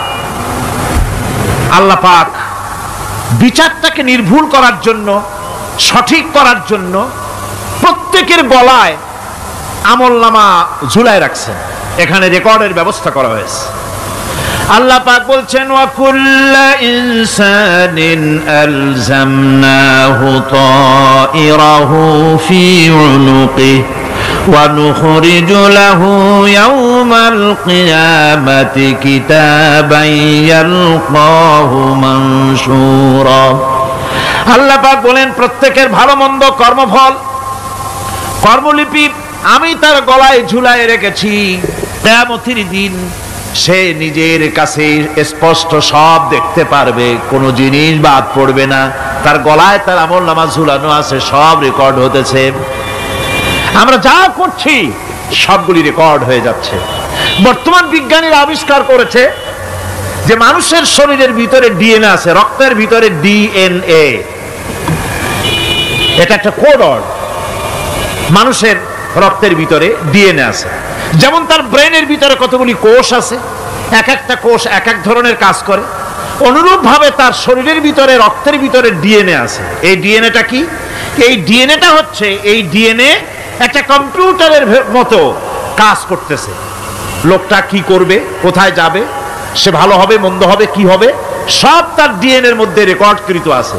এটা বোঝার জন্য একটা সুন্দর দৃষ্টান্ত দেওয়া যায়। যেমন এই কাগজটাকে আপনারা মনে করুন একটা গাড়ির ব্লুপ্রিন্ট, একটা ব্লুপ্রিন্ট, একটা গাড়ির ব্লুপ্রিন্ট। এখানে লেখা আছে গাড়ি কিভাবে তৈরি হবে। এই কাগজটা নিয়ে ঘরের মধ্যে রেখে দিলেন। এখন এই কাগজটা থেকেই অটোমেটিক গাড়ির উইন্ডো তৈরি হলো, শিল তৈরি হলো, গাড়ির বডি তৈরি হলো, চেসিস তৈরি হলো, টায়ার তৈরি হলো, ইঞ্জিন তৈরি হলো, ব্যাটারি তৈরি হলো, পেট্রোল নিল, আর কোনো রকমের ড্রাইভার ছাড়াই গাড়ি চলতে আরম্ভ করলো। এই কথাটা যদি মনের মাথার মধ্যে আনতে পারেন যে এটা কিভাবে হইতে পারে, এতে লেখা অনুযায়ী যেভাবে হওয়া যদি সম্ভব হয়, অনুরূপ ভাবে মানুষের রক্তের ভিতরে ডিএনএ এরা আবিষ্কার করেছে। এর ভিতরে মানুষের ভালো মন্দ, কোথায় যাবে কি করবে, সবকিছু এর মধ্যে রয়েছে। কোরআনে কারিমে আল্লাহ রাব্বুল আলামিন, আমি গত বছরও বলছিলাম যে বিজ্ঞানের আবিষ্কার যত বাড়বে কোরআন বোঝা মানুষের জন্য তত সহজ হবে। কোন সুবহানাল্লাহ। কোরআন বোঝা মানুষের জন্য তত সহজ হবে। সুতরাং মানুষের গলার সাথে আল্লাহ পাক বলছেন যে একটা আমলনামা আমি ঝুলাই দিয়েছি তার গলার সাথে, সে যা করতেছে ওখানে সব লিপিবদ্ধ হচ্ছে, কম্পিউটারাইজড, কম্পিউটারের মতো এগুলি সব গ্রহণ করতেছে। এগুলি কিয়ামতের দিন তার সামনে হাজির করা হবে। কিয়ামতে যখন আমলনামা তার সামনে দিয়ে বলা হবে, ইকরা কিতাবাকা কাফা বিনাফসিকাল ইয়াউমা আলাইকা হাসিবা, তাকে বলা হবে নিজের কর্মলিপি নিজেই পড়ো, আজ তুমি তোমার নিজের হিসাব নিতে যথেষ্ট। বন্ধুগণ, এই মাহফিলে যত লোক আমরা বসে আছি, আমরা আমাদের হিসাব নিতে যথেষ্ট না আরেকজন লাগবে? কোন আমরা যথেষ্ট কি না? কথা বোঝেন নাই। আমি বলতে চেয়েছি এটা, আমরা যদি এখন চোখ বুঝে চিন্তা করি যে পিছনের জীবনে কি করেছি, মনে পড়বে নাকি পড়বে না? বলেন সবাই, পড়বে কি পড়বে না? ছোটবেলায় কবে পায়ের নিচে কাটা ফুটেছিল, কবে কোথায় আছাড় খেয়েছিলেন, কবে কার বেল তাল আম কাঁচা আম চুরি করে খেতে গিয়ে কিল খেয়েছিলেন, তাড়া খেয়েছিলেন, তাকে এখন মনে নাই? আছে। তাহলে কিল, ওই তাল বেল চুরি করতে গিয়ে যে কিলটা খাইছিলেন সেটাও মনে আছে, ভালো মন্দ সব মনে আছে। তাহলে কোন হোটেলের রুমে কি করছিলেন, কোন স্কুলে কোন কলেজে কি করছিলেন, তারপরে জীবনে ছোট বড় ঘটনাগুলি সব বুঝতে মনে পড়বে না? এবার হিসাব করেন, মনে যদি পড়ে এবার হিসাব করেন আপনি জান্নাতি না জাহান্নামে। আপনি আপনার নিজের হিসাব নেওয়ার জন্য যথেষ্ট। তাকে হিসাব করতে বলা হবে, তোমার হিসাব, তোমার নিজের হিসাব নেওয়ার জন্য তুমি যথেষ্ট, তোমার হিসাব তুমি নিজেই করো, এটা পড়ো। আর সেই কিয়ামতের দিন কোনো সাহায্যকারী মিলবে না। লান তানফাকুম আরহামুকুম ওয়ালা আওলাদুকুম ইয়াউমাল কিয়ামা। লান তানফাকুম, কিয়ামতের দিন কোনো ফায়দা হবে না, অবশ্যই কোনো ফায়দা হবে না, কোনো উপকারে আসবে না। কিয়ামতের দিন তোমার সন্তান, তোমার স্ত্রী, তোমার মাল, তোমার সম্পদ কোনো উপকারে আসবে না। কিয়ামতের ময়দানে সেদিন সব তোমার সাথে বিচ্ছেদ করবে, সব পালায় যাবে। সেখানে উৎকোষেরও কোনো কারবার নাই যে ঘুষ টুস দিয়া, ফেরেশতাদের কোনো রকম বুঝবাজ দিয়া, আলাদা কোনো চোরাগলি পথ দিয়া একেবারে ফুট করে ভেসতে চলে যাবেন, এমন কোনো সুযোগ নাই। অনেকে বলে হুজুর এমন কিছু দোয়া শিখায় দেন যাতে ওই সব জেহাদ বোমা এগুলি খুব ভয় পাই, ও সব রাস্তা টাস্তা না, খুব সহজে কিছু দোয়া দুরূদ করিয়া আস্তে করে জান্নাতে চলে যাওয়া যায়, এরকম একটা দোয়া, এরকম একটা পথ বলে দেন। আমি বলি ভাই এরকমের কোন সূরাগুলি আমার রাসূল আবিষ্কার করতে পারেন নাই, আল্লাহর পয়গম্বরের ওই ধরনের কোন পথ আবিষ্কার করতে পারেন নাই। সেখানে কিয়ামতের দিন কাউকে উৎকোচ গ্রহণ করার কেউ নাই, উৎকোচ দেওয়া যাবে না। আর উৎকোচ দিবি না কি, আপনার কাছে কিছু নাইও, থাকলেও নেওয়ার কেউ নাই। এই দুনিয়ায় ফাঁকিবাজি করে বহুত কিছু করা যায়, কিন্তু কিয়ামতের মাঠে এগুলি কিছুই চলবে না। اليوم لا ينفع مال ولا بنون কিয়ামতের দিন ধন সন্তান সন্ততি আর সম্পদ কোনো কাজে লাগবে না। সেদিন শুধু আমল যদি ভালো হয় কাজে লাগবে, আমল খারাপ হবে সব শেষ হয়ে যাবে। আল্লাহ রাব্বুল আলামিন নবীজিকে ডেকে বলেছেন, নবী আপনি বলেন, কুল মা কুনতু বিদআম মিনার রাসূল, আপনি বলুন আমি কোন নতুন রাসূল নই, আমার আগে অনেক নবী রাসূল পৃথিবীতে এসেছেন, তারা বিদায় হয়ে গেছেন। আমি জানি না কিয়ামতের দিন আল্লাহ রাব্বুল আলামিন আমার সাথে কি ব্যবহার করবেন, আর আমি এও জানি না যে কিয়ামতের দিন আল্লাহ পাক তোমাদের সাথে কি ব্যবহার করবেন। এই আয়াত নাজিল হওয়ার পর আল্লাহর হাবিব তার মেয়েকে ডাকলেন, জামাইকে ডাকলেন, নাতিদেরকে ডাকলেন, আহলে বাইতদেরকে ডাকলেন, আর বললেন ও আমার মেয়ে কলিজার টুকরা ফাতেমা গো শোনো, কেবলমাত্র আয়াত নাজিল হয়ে গেল, আল্লাহ পাক আমাকে শোনায়ছেন কিয়ামতের দিন আমি জানি না আমার সঙ্গে কি ব্যবহার করা হবে, আর এও জানি না যে তোমাদের সাথে কি ব্যবহার করা হবে। ও আমার কলিজার টুকরা মেয়ে ফাতেমা, কিয়ামতের দিন মুহাম্মদ সাল্লাল্লাহু আলাইহি সাল্লামের মেয়ে এই হিসাবে তোমার নাজাতের ফয়সালা হবে না। ও আমার কলিজার টুকরা নাতি হাসান আর হোসেন, কিয়ামতের দিন মুহাম্মদ সাল্লাল্লাহু আলাইহি সাল্লামের নাতি হিসাবে ফয়সালা হবে না। ও আমার জামাই হযরতে আলী, কিয়ামতের দিন আমার জামাই হিসাবে নাজাতের ফয়সালা হবে না। আমল যদি ভালো হয় ফয়সালা ভালো হবে, জান্নাতে চলে যাবে। আমল যদি খারাপ হয় কার নাতি কার জামাই দেখা হবে না। সুবহানাল্লাহ, কঠিন কিয়ামতের মাঠ। এই পরকালের বিশ্বাস যদি কলিজার মধ্যে ঢোকে মানুষ ভালো হয়ে যাবে। কোন সুবহানাল্লাহ। আপনাদের দৃষ্টিতে পারবে, কথার জবাব যে দিলেন না। পুলিশই কি মানুষের চরিত্র ভালো বানাইতে পারবে? পুলিশের চরিত্র ভালো বানাবে কেডা? সেটাই তো কথা। মানুষের চরিত্র যাতে ভালো থাকে, মানুষের জন্য খারাপ কাম না করে সেজন্য পুলিশ যাতে খারাপ কাম না করে সেজন্য আরো একটা ডিপার্টমেন্ট আছে না, তারা যাতে খারাপ কাজ না করে সেজন্য আর একটা আছে। এন্টি করাপশনের আবার এন্টি করাপশন আছে, তার উপর আবার এন্টি করাপশন আছে। এন্টিটার অভাব নাই। সুতরাং পুলিশ দিয়া, বিডিআর দিয়া, আর্মি দিয়া মানুষের, দেশের, জাতির চরিত্র ভালো বানানো যায় না। রাসূলুল্লাহ এ দিয়ে বানান না, এটা ইসলামের নিয়ম নয়। পুলিশ দিয়া, আর্মি দিয়া দেশের মানুষের চরিত্র ভালো বানানো যায় না। চরিত্র ভালো বানানো যায় কেবলমাত্র পরকালের ভয় দিয়া। কিসের ভয় দিয়া? ওই যে মক্কার জীবনে ওই সমস্ত মানুষগুলি যারা চুরি করত, ডাকাতি করত, জেনা করত, বদমাশি করত, যারা শয়তানি করত, যারা মানুষকে খুন করত, এই মানুষগুলি এত ভালো হয়ে গেল, যারা চুরি ছেড়ে দিল, ডাকাতি ছেড়ে দিল, জেনা ব্যভিচার ছেড়ে দিল, এত ভালো হয়ে গেল, পৃথিবীর মধ্যে সেরা মানুষ তারা হয়ে গেলেন। জোরে বলেন সুবহানাল্লাহ। নবীর সাহাবীরা পৃথিবীর শ্রেষ্ঠ সন্তান, নবীর সাহাবীরা পৃথিবীর সেরা মানুষ, তাদের চাইতে সেরা মানুষ নবীদের পরে আর কেউ হতে পারে না। জোরে কোন সুবহানাল্লাহ। নবীর পরে পৃথিবীতে শ্রেষ্ঠ মানুষ কারা? সাহাবায়ে কেরাম রিদওয়ানুল্লাহি তাআলা আলাইহিম আজমাইন। ওনারা তো কুফরের মধ্যে ছিলেন, শিরকের মধ্যে ছিলেন, চুরি, ডাকাতি, জেনা, ব্যভিচার এমন কোন পাপ নাই যা করা হয়নি। তারপরে যখন আল্লাহর নবীর কাছ থেকে তাওহীদ, রিসালাত ও আখিরাতের দাওয়াত পেলেন, কি সোনার মানুষ এক একজন হয়ে গেলেন। সুবহানাল্লাহ। যারা ছিলেন নারীর সতীত্বের জম, তারা হয়ে গেলেন নারীর সতীত্বের পাহারাদার। যারা মানুষের মাল চুরি করত, ডাকাতি করত, তারা রাতভর মানুষের মালের পাহারা দিল, মানুষের রক্তের পাহারা দিল। সুবহানাল্লাহ বিহামদি, রক্ত সম্পদের পাহারা দিল।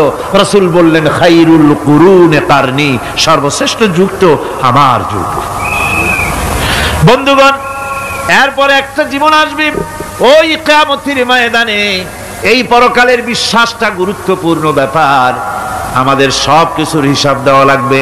আল্লাহ পাক বলেন ইন্নাস সামআ ওয়াল বাসারা ওয়াল ফুআদা কুল্লু উলাইকা আনহু মাসউলা। নিঃসন্দেহে মানুষের শ্রবণ শক্তি, দর্শন শক্তি এবং তার অন্তঃকরণের কল্পনা সম্পর্কে আল্লাহ রাব্বুল আলামিনের কাছে জিজ্ঞাসিত হতে হবে। কান দিয়া কি করেছিলা, চোখ দিয়া কি করেছিলা, মুখ দিয়া কি করেছিলে, হাত দিয়ে কি করেছিলে, সবকিছুর জবাব আল্লাহ রাব্বুল আলামিনের কাছে দিতে হবে। সবটার জবাব দিতে হবে, কোনো কিছু বাদ যাবে না। এমনকি মনের ভিতরে যে কল্পনা আমরা করি, এই কল্পনার হিসাবও আল্লাহর দরবারে দিতে হবে। কোরআনে কারীম বলছেন ওয়া ইন তুবদু মা ফি আনফুসিকুম আও তুখফুহু ইউহাসিবকুম বিহিল্লাহ।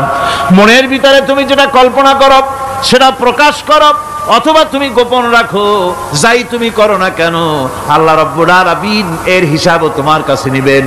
ফায়াগফিরু লিমান ইয়াশা ওয়া ইউআযযিবু মান ইয়াশা ওয়াল্লাহু আলা কুল্লি শাইইন কাদির। মহান আল্লাহ পাক বলেন, করার পর তোমার মনের ভিতরে কি কল্পনা করেছিলে ওইটার হিসাব আমি নেব। হিসাব নেওয়ার পর যারে খুশি ক্ষমা করে দেব, যাকে খুশি শাস্তি প্রদান করব।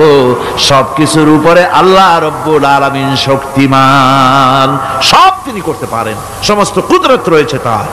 সুতরাং মানুষদেরকে, আল্লাহর বান্দাদেরকে বিশ্বাস করতে হবে যে আমার কোনো কথা বাদ যাবে না। কথাগুলি রেকর্ড হচ্ছে, কথা রেকর্ড হচ্ছে।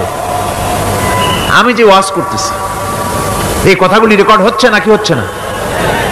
অনেক টেপ রেকর্ডার রেকর্ড হচ্ছে, অডিও ভিডিও হচ্ছে। আজ থেকে 50 বছর পর যদি এই রেকর্ড বাজানো হয়, আমাকে যদি বলা হয় যে আপনি অমুক জায়গায় অমুক কথা বলেছেন, আমি যদি বলি না আমি কথা বলি নাই, তারপরে যদি রেকর্ড বাজানো হয়, তাহলে আমি কথা যে বলি নাই যদি বলি, তাহলে এটা ধরা পড়বে না? সেখানে ধরা পড়বে না? তাহলে এই মানুষের কথা প্লাস্টিকের ফিতায় রেকর্ড করে 50 বছর, 100 বছর, 200 বছর, 500 বছর যদি প্লাস্টিকের ফিতায় এটাকে চলচ্চিত্র করে অথবা টেপ রেকর্ডারে করে যদি ধরে রাখা যায়, এই বুদ্ধিটা কে দিলেন কন্ত দেখি? সবাই কন্যা এই বুদ্ধিটা দিলেন কে? যে আল্লাহ রাব্বুল আলামিন মানুষের মাথায় বুদ্ধি দিলেন, যার দ্বারা সে মানুষের কথাবার্তা অ্যাক্টিভিটি সব ধরে রাখতে পারে। সে আল্লাহ রাব্বুল আলামিন বুঝি আপনার আমার কথা এবং আপনার আমার অ্যাক্টিভিটিসকে তিনি বুঝি ধরে রাখতে পারবেন না কিয়ামত পর্যন্ত? পারবেন কি না? সেজন্য রাব্বুল আলামিন বলেন মা ইয়ালফিযু মিন কাওলিন ইল্লা লাদাইহি রাকীবুন আতীদ। সমস্ত কথা রেকর্ড হচ্ছে। সুবহানাল্লাহ কোন জোরে! সমস্ত কথা রেকর্ড হচ্ছে, একটা কথাও বাদ যাবে না। মুখ আছে বলেই কথা বলবেন তা না, হিসাব করে কথা বলতে হবে। গীবত গাওয়া যাবে না, মিথ্যা কথা বলা যাবে না, মিথ্যা ওয়াদা করা যাবে না। মিথ্যা ওয়াদার তো মৌসুম এসে গেছে। কি কোন বোঝেন কথা? হ্যাঁ, মিথ্যা ওয়াদার মৌসুম এসে গেছে।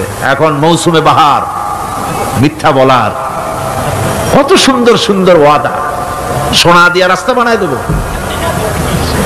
অভুক্ত মানুষদের বলা হয় না খেয়ে মরবেন না, কিন্তু কি খেয়ে মরবে তাও কয় না। আমরা যদি যাইতে পারি তাহলে মটকির মতো রসগোল্লা বানায় দেব, গরুর গাড়ির চাকার মতো জিলাপি বানায় দেব। খাইতে গিয়ে হা করে শীত হয়ে থাকবে। কত রঙিন রঙিন কথা। মিথ্যা ওয়াদার সময় এসে গেছে। ভাইরা আমার, পরকাল যদি বিশ্বাস করে সেই ব্যক্তি কিছুতেই মুখ আছে বলেই যা খুশি বলবে না, পরনিন্দা করবে না, পরচর্চা করবে না। হাত আছে বলেই যা তা লিখবে না। ঘটনা হইল একটা, লিখলো আর একটা।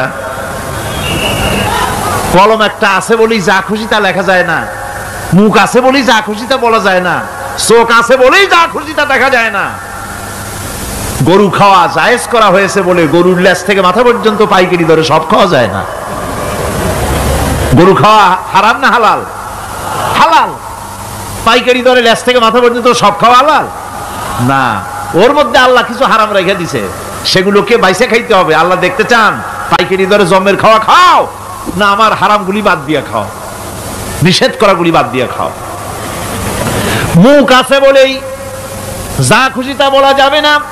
কান আছে বলেই যা খুশি তা শোনা যাবে না। চোখ আছে বলেই যা খুশি তা দেখা যাবে না। হাত পা আছে বলেই যা খুশি তা করা যাবে না। সবটার পেছনে আল্লাহ রাব্বুল আলামিনকে ভয় করা লাগবে। মহান আল্লাহ রাব্বুল আলামিন বলে, বান্দারে তোমার সমস্ত কার্যাবলী, এমনকি তোমার চাহনিটা পর্যন্ত কার দিকে কি নিয়তে তাকায়ছো কেউ জানে না, আমি আল্লাহ রাব্বুল আলামিন জানি। وَيَعْلَمُ خَائِنَةَ الْأَعْيُنِ وَمَا تُخْفِي الصُّدُورُ। তোমার অন্তঃকরণ কি জিনিস গোপন করে, আর তোমার চক্ষু কি লুকোচুরি খেলে, আমি টের পাই। সুবহানাল্লাহ বিহামদি। চশমার ফাঁক দিয়া কি দেখো, কারে দেখো, কি নজরে দেখো, সানগ্লাস পরিয়া, কেউ ঠিক পায় না, আমি ঠিক পাই। সুবহানাল্লাহ, জোরে কোন সুবহানাল্লাহ। সুতরাং চোখের নজরের হিসাব হবে, হাতের কাজের হিসাব হবে, পায়ের চলার হিসাব হবে, আপনার বলার হিসাব হবে। মুখে যা বলেছেন, যা করেছেন, হাত পাও দিয়ে যা করেছেন, সবকিছুর হিসাব হবে কিয়ামতের দিন। আল্লাহর দরবারে সবকিছু উপস্থিত হবে, কোন জিনিস বাদ পড়বে না। فَمَن يَعْمَلْ مِثْقَالَ ذَرَّةٍ خَيْرًا يَرَهُ وَمَن يَعْمَلْ مِثْقَالَ ذَرَّةٍ شَرًّا يَرَهُ। ছোট্ট একটা ভালো কাজ যদি করো, তাও হাজির করা হবে সামান্যতম ভালো কাজও তোমার বাদ পড়বে না। আর ক্ষুদ্রতম কোন খারাপ কাজ করলে তাও উপস্থিত করা হবে, সব তোমার সামনে, কোনো জিনিস বাদ পড়বে না। সব দেখতে পাবে কিয়ামতের দিন, ভালো কাজটাও আর খারাপ কাজটাও আল্লাহর কাছে সেদিন আল্লাহ পাক মানুষের সামনে উপস্থিত করে দিবেন। আল্লাহ পাক বলছেন, সেদিন এই জমিন, তার ভিতরে যা লুক্কায়িত ছিল, জমিন সব বের করে দেবে। কাআন্নাহুম জারাদুম মুনতাশির। টিড্ডি, ফড়িংগুলি, পোকাগুলি মাটির থেকে যেমন বেরোয়, এ মাটির ভিতরে যা আছে কিয়ামতের দিন সব মাটি বের করে দেবে। ইযা যুলজিলাতিল আরদু জিলজালাহা ওয়া আখরাজাতিল আরদু আসকালাহা ওয়া ক্বালাল ইনসানু মা লাহা।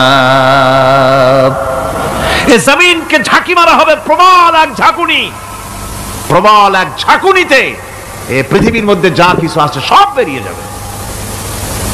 সুবহানাল্লাহ কইতে ইচ্ছা করে না মিয়ারা? এক ঝাঁকুনিতে পৃথিবী সব বের করে দেবে।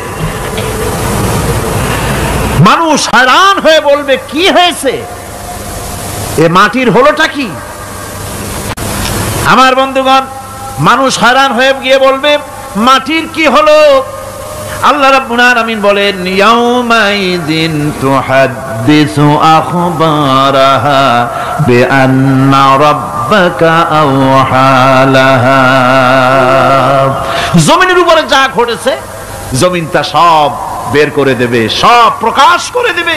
আর এটা এই জন্য হবে যেহেতু তার রবের হুকুম হয়েছে, তার রব হুকুম করেছে, বের করে দে।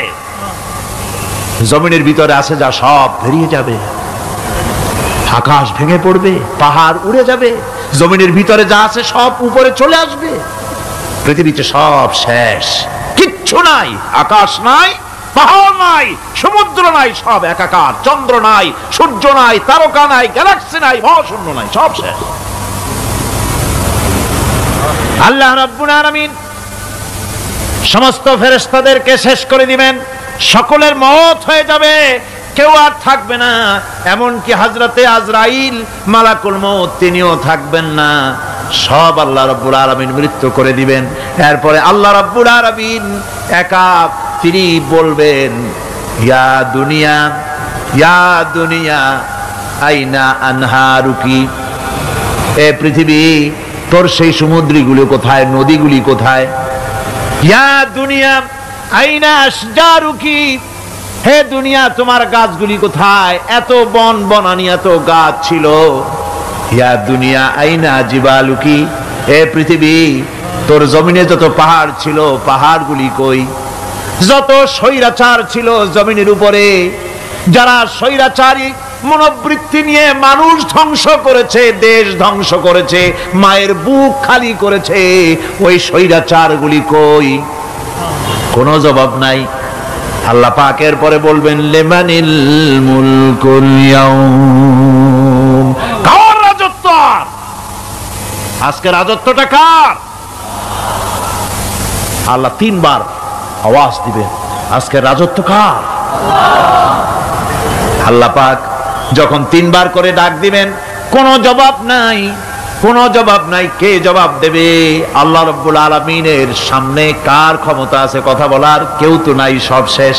আল্লাহ পাক বলবেন, লিল্লাহিল ওয়াহিদুল কাহ্হার, একমাত্র পরাক্রমশালী আল্লাহ রাব্বুল আলামিনের রাজত্ব আজ।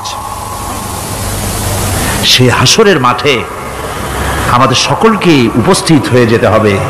কেউ আমরা এখান থেকে বাঁচতে পারবো না, সবাইকে উঠতে হবে। অপরাধীরা সেখানে অসহায় হয়ে যাবে, অপরাধীরা অসহায় হয়ে যাবে। আল্লাহ পাক বলেন, ফাইদা জাআতিস সাখাতু ইয়াওমা ইয়াফিরুল মারউ মিন আখিহি ওয়া উম্মিহি ওয়া আবিহি ওয়া সাহিবাতিহি ওয়া বানিহি। অবশেষে যখন কান ফাটানো আওয়াজ আসবে, এই আওয়াজ সেদিন মানুষ নিজের মা বাপ ভাই বোন সব থেকে বিচ্ছিন্ন হয়ে যাবে, সব একের থেকে আরেকজন পালায় যাবে, হারায় যাবে, কেউ কাউকে আর খুঁজে পাবে না। সেদিন ওই কিয়ামতের মাঠে বিভীষিকাময় দৃশ্য, মানুষ হয়রান হয়ে যাবে। মাথার এক হাত অথবা অর্ধ মাইল অথবা এক বিগত এতটুকুন উপরে ওই প্রকাণ্ড সূর্যটার তাপ আসবে, গুনাহগারের মাথার চান্দি ফেটে গিয়া মগজগুলি গলে গলে নাক কান দিয়ে বেয়ে পড়তে লাগবে, জিহ্বাটা কুকুরের মতো ঝুলে নাভিস্থল পর্যন্ত পড়ে যাবে, মাটিটা সূর্যের উত্তাপে তামার মতো গরম হয়ে যাবে, সারা হাসর জুড়ে আওয়াজ হবে, পানি পানি পানি। মানুষেরা হয়রান হয়ে যাবে। সেই হাসরের ময়দানে এই চরম কষ্টের ভিতরে আল্লাহ রাব্বুল আলামিন বলেন, সেদিন দুটো ভাগ হয়ে যাবে। একদল মানুষের চেহারা আলোয় ঝলমল হয়ে যাবে, আর একদল মানুষের চেহারাগুলি কালো হয়ে যাবে। উজুহু ইয়াওমাইদিন মুসফিরাতুন দাহিকাতুন মুস্তাবশিরা ওয়া উজুহু ইয়াওমাইদিন আলাইহা গাবারা। আল্লাহ পাক বলেন, এক শ্রেণীর মানুষের চেহারা হাস্যোজ্জ্বল ঝলমলে হয়ে যাবে, আর এক শ্রেণীর মানুষের চেহারাগুলি কালো হয়ে যাবে। তারহাকুহা কাতারা উলাইকা হুমুল কাফারাতুল ফাজারা। হাস্যোজ্জ্বল, স্বচ্ছন্দপূর্ণ, সুন্দর, উজ্জ্বল ঝলমলে চেহারা হবে ঈমান আনার কারণে, পরকালকে বিশ্বাস করার কারণে, আল্লাহ এবং রাসূলের কথা অনুযায়ী জীবন যাপনের কারণে চেহারাটা উজ্জ্বল হয়ে যাবে। আর আল্লাহর নাফরমানি, রাসূলের নাফরমানি, পরকালকে অস্বীকার করার কারণে কাফেরগুলির চেহারা, মুনাফিকগুলির চেহারা কালো হয়ে যাবে। তাদেরকে আলাদা করে দেওয়া হবে। আমতাজুল ইয়াওমা আইয়ুহাল মুজরিমুন, মুজরিমদেরকে আলাদা করে দেওয়া হবে, দুইটা ভাগ হয়ে যাবে। এই চরম অবস্থা সৃষ্টি হবে কিয়ামতের ময়দানে। সেদিন রাসূল করিম সাল্লাল্লাহু আলাইহি ওয়াসাল্লাম উম্মতের জন্য সুপারিশ করবেন। সেই সুপারিশ যেন আমাদের করতে পারেন, সেজন্য আমাদেরকে তৈরি করতে হবে, সে ধরনের যোগ্য আমাদেরকে বানাতে হবে। বন্ধুগণ, এই পরকালীন জীবন এর সম্ভাবনা, এটা যে হবে এবং সেই পরকালে আমাদের সকলকে যে উঠতে হবে, কিয়ামতে আল্লাহর কাছে জীবনের সব কিছুর জবাবদেহি করতে হবে, এই ভীতি সৃষ্টি করতে চায় আল্লাহ পাক মানুষের ভেতরে। আল্লাহ পাকের চাইতে মানুষের কল্যাণকামী আর কেউ আছে? চিল্লায় কোন আল্লাহর চাইতে, বিশ্ববাসীর সৃষ্টি জগতের কল্যাণকামী আল্লাহর চাইতে, রাসূলের চাইতে বেশি কেউ কি আছে? সে আল্লাহ পাক সব বলে দিলেন, ওপেন সিক্রেট করে দিলেন, সব গোপন ফাঁস করে দিলেন। কেমনে বিচার হবে, কেমনে কিয়ামত অনুষ্ঠিত হবে, কেমনে কি হবে, সব খুলে খুলে আল্লাহ পাক বলে দিলেন আমাদেরকে ভালো হওয়ার জন্য। কোরআনে কারীম বলছে, লাইসাল বিররা আন তুওয়াল্লু ওয়ুজুহাকুম কিবালাল মাশরিকি ওয়াল মাগরিব। পূর্ব পশ্চিমে মাথা ঘুরানো, সার নত করা, মাথা ঘুরানো, মুখ ঘুরানো, এটাই কিন্তু সৎ কাজ এবং পুণ্যবান হওয়ার, সৎ কাজ করার, নেককার হওয়ার জন্য যথেষ্ট নয়, বরং ওয়ালাকিন্নাল বিররা মান আমানা বিল্লাহি ওয়াল ইয়াউমিল আখির। প্রকৃতপক্ষে সৎকারী মুমিন, ভালো কাজ করা, প্রকৃত মুমিন, সত্যিকারের ভালো মানুষ, সত্যিকারের ইমানদার হওয়ার জন্য 10টি কাজ লাগবে। কয়টি কাজ? 10টি কাজ লাগবে। সেই 10টি কাজের একটি কাজ গত বছর আপনাদের খেদমতে আরজ করা হয়েছে, 2টি বলা হয়েছে, বাকি আজকে বললাম আর একটা, হয়ে গেল 3টা। বাকি আছে কয়টা? 7টা। বাকি আছে আরো 7টা। পরকাল ভিত্তিক জীবনযাপন যদি করতে পারি, তাহলে আমরা হব দুনিয়ার শ্রেষ্ঠ মানুষ। কোন আলহামদুলিল্লাহ। وسخر لكم ما في السماوات وما في الأرض। এই পৃথিবীতে যা কিছু তোমরা দেখতে পাও, এই সব কিছুকে তোমার অনুগত করে দেওয়া হয়েছে, যাতে করে তোমার সাহায্য করতে পারে, তোমার সহযোগিতা করতে পারে। এজন্য আমি সব কিছুকে সৃষ্টি করেছি। সাখারা শব্দের অর্থ হচ্ছে যে আমি সবগুলিকে তোমাদের অনুগত করে দিয়েছি, যাতে করে তোমাদের অনুগত থাকে, অর্থাৎ তোমরা তাদের এই সমস্ত জিনিস দিয়ে তোমরা কাজ নিতে পারো। পানির উপর দিয়ে তোমরা যেন নৌকা চালাতে পারো, স্টিমার চালাতে পারো, পানি অনুগত করা হয়েছে, বাতাসকে অনুগত করা হয়েছে, পৃথিবীর সব কিছুকেই আমি অনুগত করে দিয়েছি তোমাদের, যাতে করে তার দ্বারা তোমরা কাজ নিতে পারো। অন্যত্র আল্লাহ বলছেন, আল্লাহুল্লাযী খালাকাস সামাওয়াতি ওয়াল আরদা ওয়া আনজালা মিনাস সামাই মাআন ফাআখরাজা বিহি মিনাস সামারাতি রিজকান লাকুম। আল্লাহ হচ্ছেন তিনি, আল্লাহ রাব্বুল আলামিন হচ্ছেন তিনি যিনি আকাশ সৃষ্টি করেছেন, যিনি জমিন সৃষ্টি করেছেন এবং ঊর্ধ্বদেশ থেকে, মেঘমালা থেকে তোমাদের জন্য বৃষ্টি বর্ষণ করেছেন এবং সেই বৃষ্টি দিয়ে মাটির ভিতর থেকে ফসল উদ্গত করে তোমাদের খাবারের বন্দোবস্ত করেছেন। তিনি হচ্ছেন আল্লাহ পাক। তার দয়া সব জায়গায় ছড়িয়ে আছে, তার দয়া নাই, রহমত নাই, এমন কোন সৃষ্টি নাই। মানুষের জন্য যা কিছু প্রয়োজন তিনি তার দয়া দিয়ে, রহমত দিয়ে তিনি তার সৃষ্টি করে দিয়েছেন। আল্লাহ পাক বলছেন, ওয়াসাখখারা লাকুমুশ শামসা ওয়াল কামারা দাইবিনা ওয়াসাখখারা লাকুমুল লাইলা ওয়ান নাহার। যিনি চন্দ্র সূর্যকে সৃষ্টি করেছেন এবং এগুলিকে নিয়ন্ত্রিত করেছেন, চাঁদ সূর্যকে সৃষ্টি করে নিয়ন্ত্রিত করে দিয়েছেন, তোমাদের সমস্ত প্রয়োজন তিনি মিটিয়ে দিয়েছেন। দেখুন, চাঁদ এবং সূর্যকে আল্লাহ পাক সৃষ্টি করেছেন এবং একটা রহমত, একটা কুদরত সেই চাঁদ সূর্যের মধ্যে দান করেছেন। সূর্য যেখানে আছে, এটা যদি আল্লাহর দয়া না থাকতো, শুধু তাপ দেওয়ার জন্য সৃষ্টি করতেন আর মানুষের কল্যাণের দিকটা যদি চিন্তা না করতেন, তাহলে সমস্যা হয়ে যেত। সূর্য যেখানে আছে, বিজ্ঞানীরা বলেছেন তার থেকে যদি কিছু নিচে নেমে আসতো, তাহলে গোটা পৃথিবী জ্বলে পুড়ে ভস্ম হয়ে যেত। আর যেখানে আছে তার থেকে সূর্য যদি কিছু উপরে উঠে যেত, তাহলে গোটা পৃথিবী হিম শীতল হয়ে পৃথিবী ফ্রিজ হয়ে যেত, মানুষ প্রাণী জগৎ মরে সব শেষ হয়ে যেত। চাঁদ যেখানে আছে, এই চাঁদ তার জায়গা থেকে কিছু উপরে যদি উঠতো তাহলে পৃথিবী মরুভূমি হয়ে যেত, আর যেখানে আছে তার থেকে কিছু নিচে যদি আসতো তাহলে গোটা পৃথিবী পানি, সমুদ্রের পানি, নদীর পানিগুলি প্লাবিত হয়ে, ওভারফ্লো হয়ে, উচ্ছ্বসিত হয়ে গোটা পৃথিবীকে প্লাবিত করে দিত, ডুবাই দিত, সব শেষ হয়ে যেত।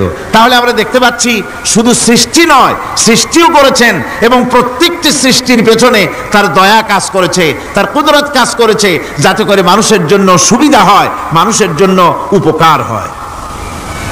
অন্য আয়াতে আল্লাহ পাক বলেন, وآتاكم من كل سألتموه وإن تعدوا نعمة الله لا تحصوها।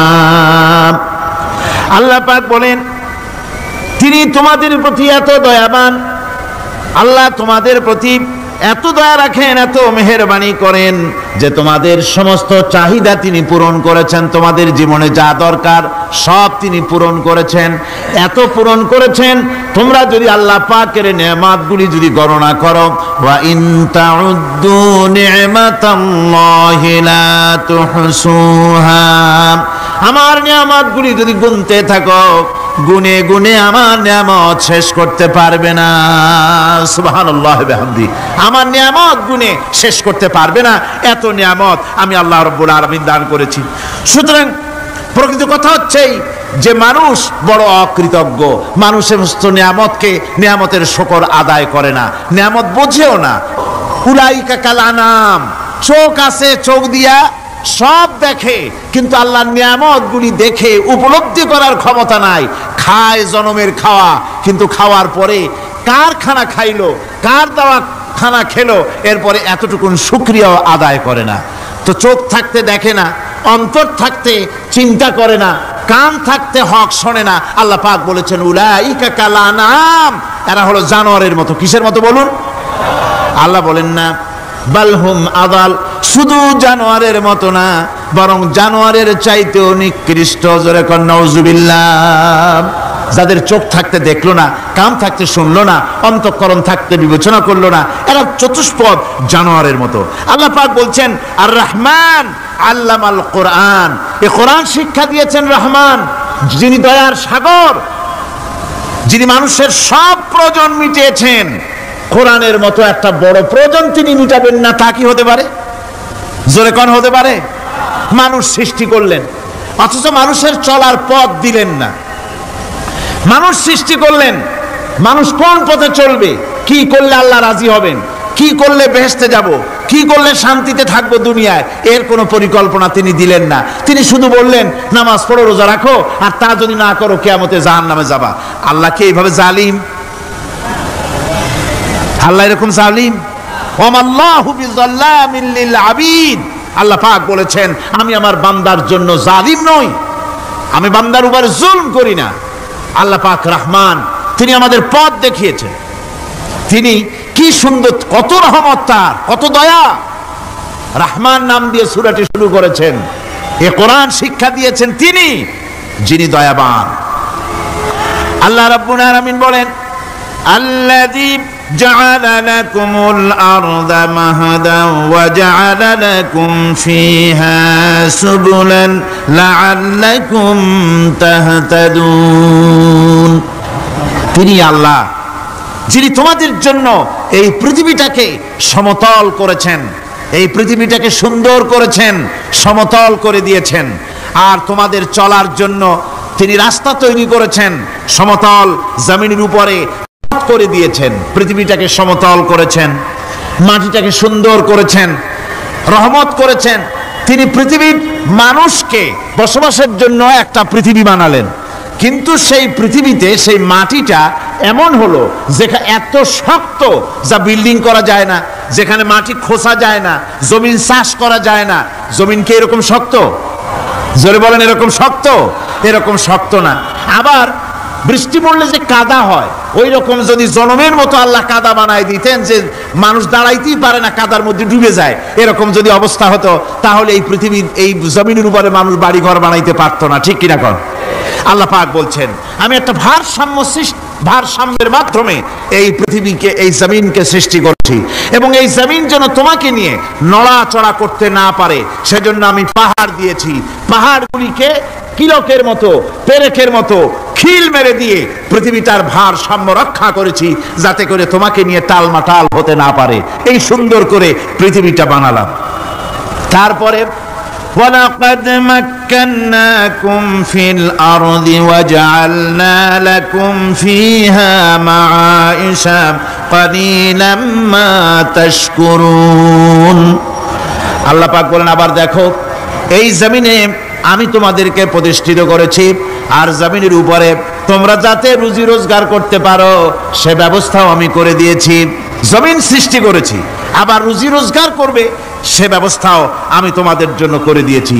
এই পৃথিবী তুমি চাষাবাদ করবে, তাতে ফসল হবে সে ব্যবস্থা করে দিয়েছি। বাড়িঘর বানাবে সে ব্যবস্থা করে দিয়েছি। তারপরে পৃথিবীর এই মাটির নিচে তোমার জন্য সম্পদ রেখেছি।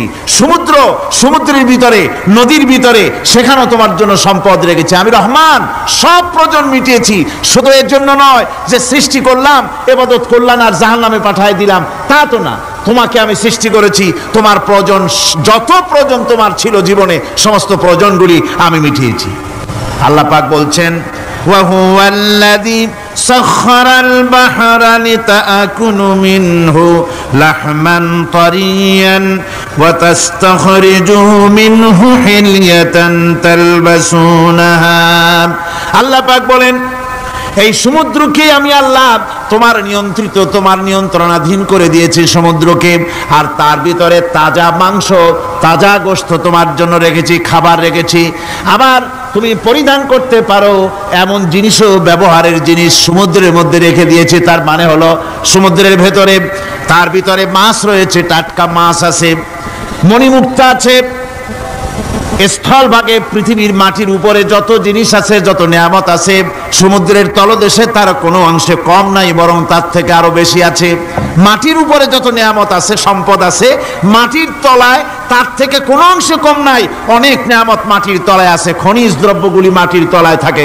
সমুদ্রের তলদেশে অসংখ্য নিয়ামত আল্লাহ রাব্বুল আলামিন রেখেছেন। বলছেন আমি হচ্ছে রহমান, আমার দয়ায় ভরা, আমি তোমার সমস্ত প্রয়োজন আমি আমার দয়া দিয়ে আমি মিটিয়েছি। আমার ভাইরা, আল্লাহ সুবহানাহু ওয়া তাআলা তিনি হচ্ছেন রহমান, তিনি হচ্ছেন রহমান। জোরে বলেন তিনি কি? দয়ার সাগর, যিনি মানুষের সমস্ত প্রয়োজন মিটিয়েছেন, তিনি কোরআন অবতীর্ণ করেছেন। আমি আল্লাহর দয়ার কথা, রহমান শব্দের ব্যাখ্যা আপনাদের সামনে করে সামনে এগোচ্ছি। আল্লাহ পাক বলছেন যে আমি এই পৃথিবী সৃষ্টি করলাম, মাটিতে তোমাদের জন্য চতুষ্পদ জন্তু সৃষ্টি করেছি, বাতাসের উপরে পাখিরা সাঁতার কাটছে, আর পানির ভিতরে মৎস্যরাজি রয়েছে। এ সমস্ত প্রাণীগুলির আত্মরক্ষার জ্ঞান আমি দান করেছি। তারা তোমাদের জন্য উপকার করে।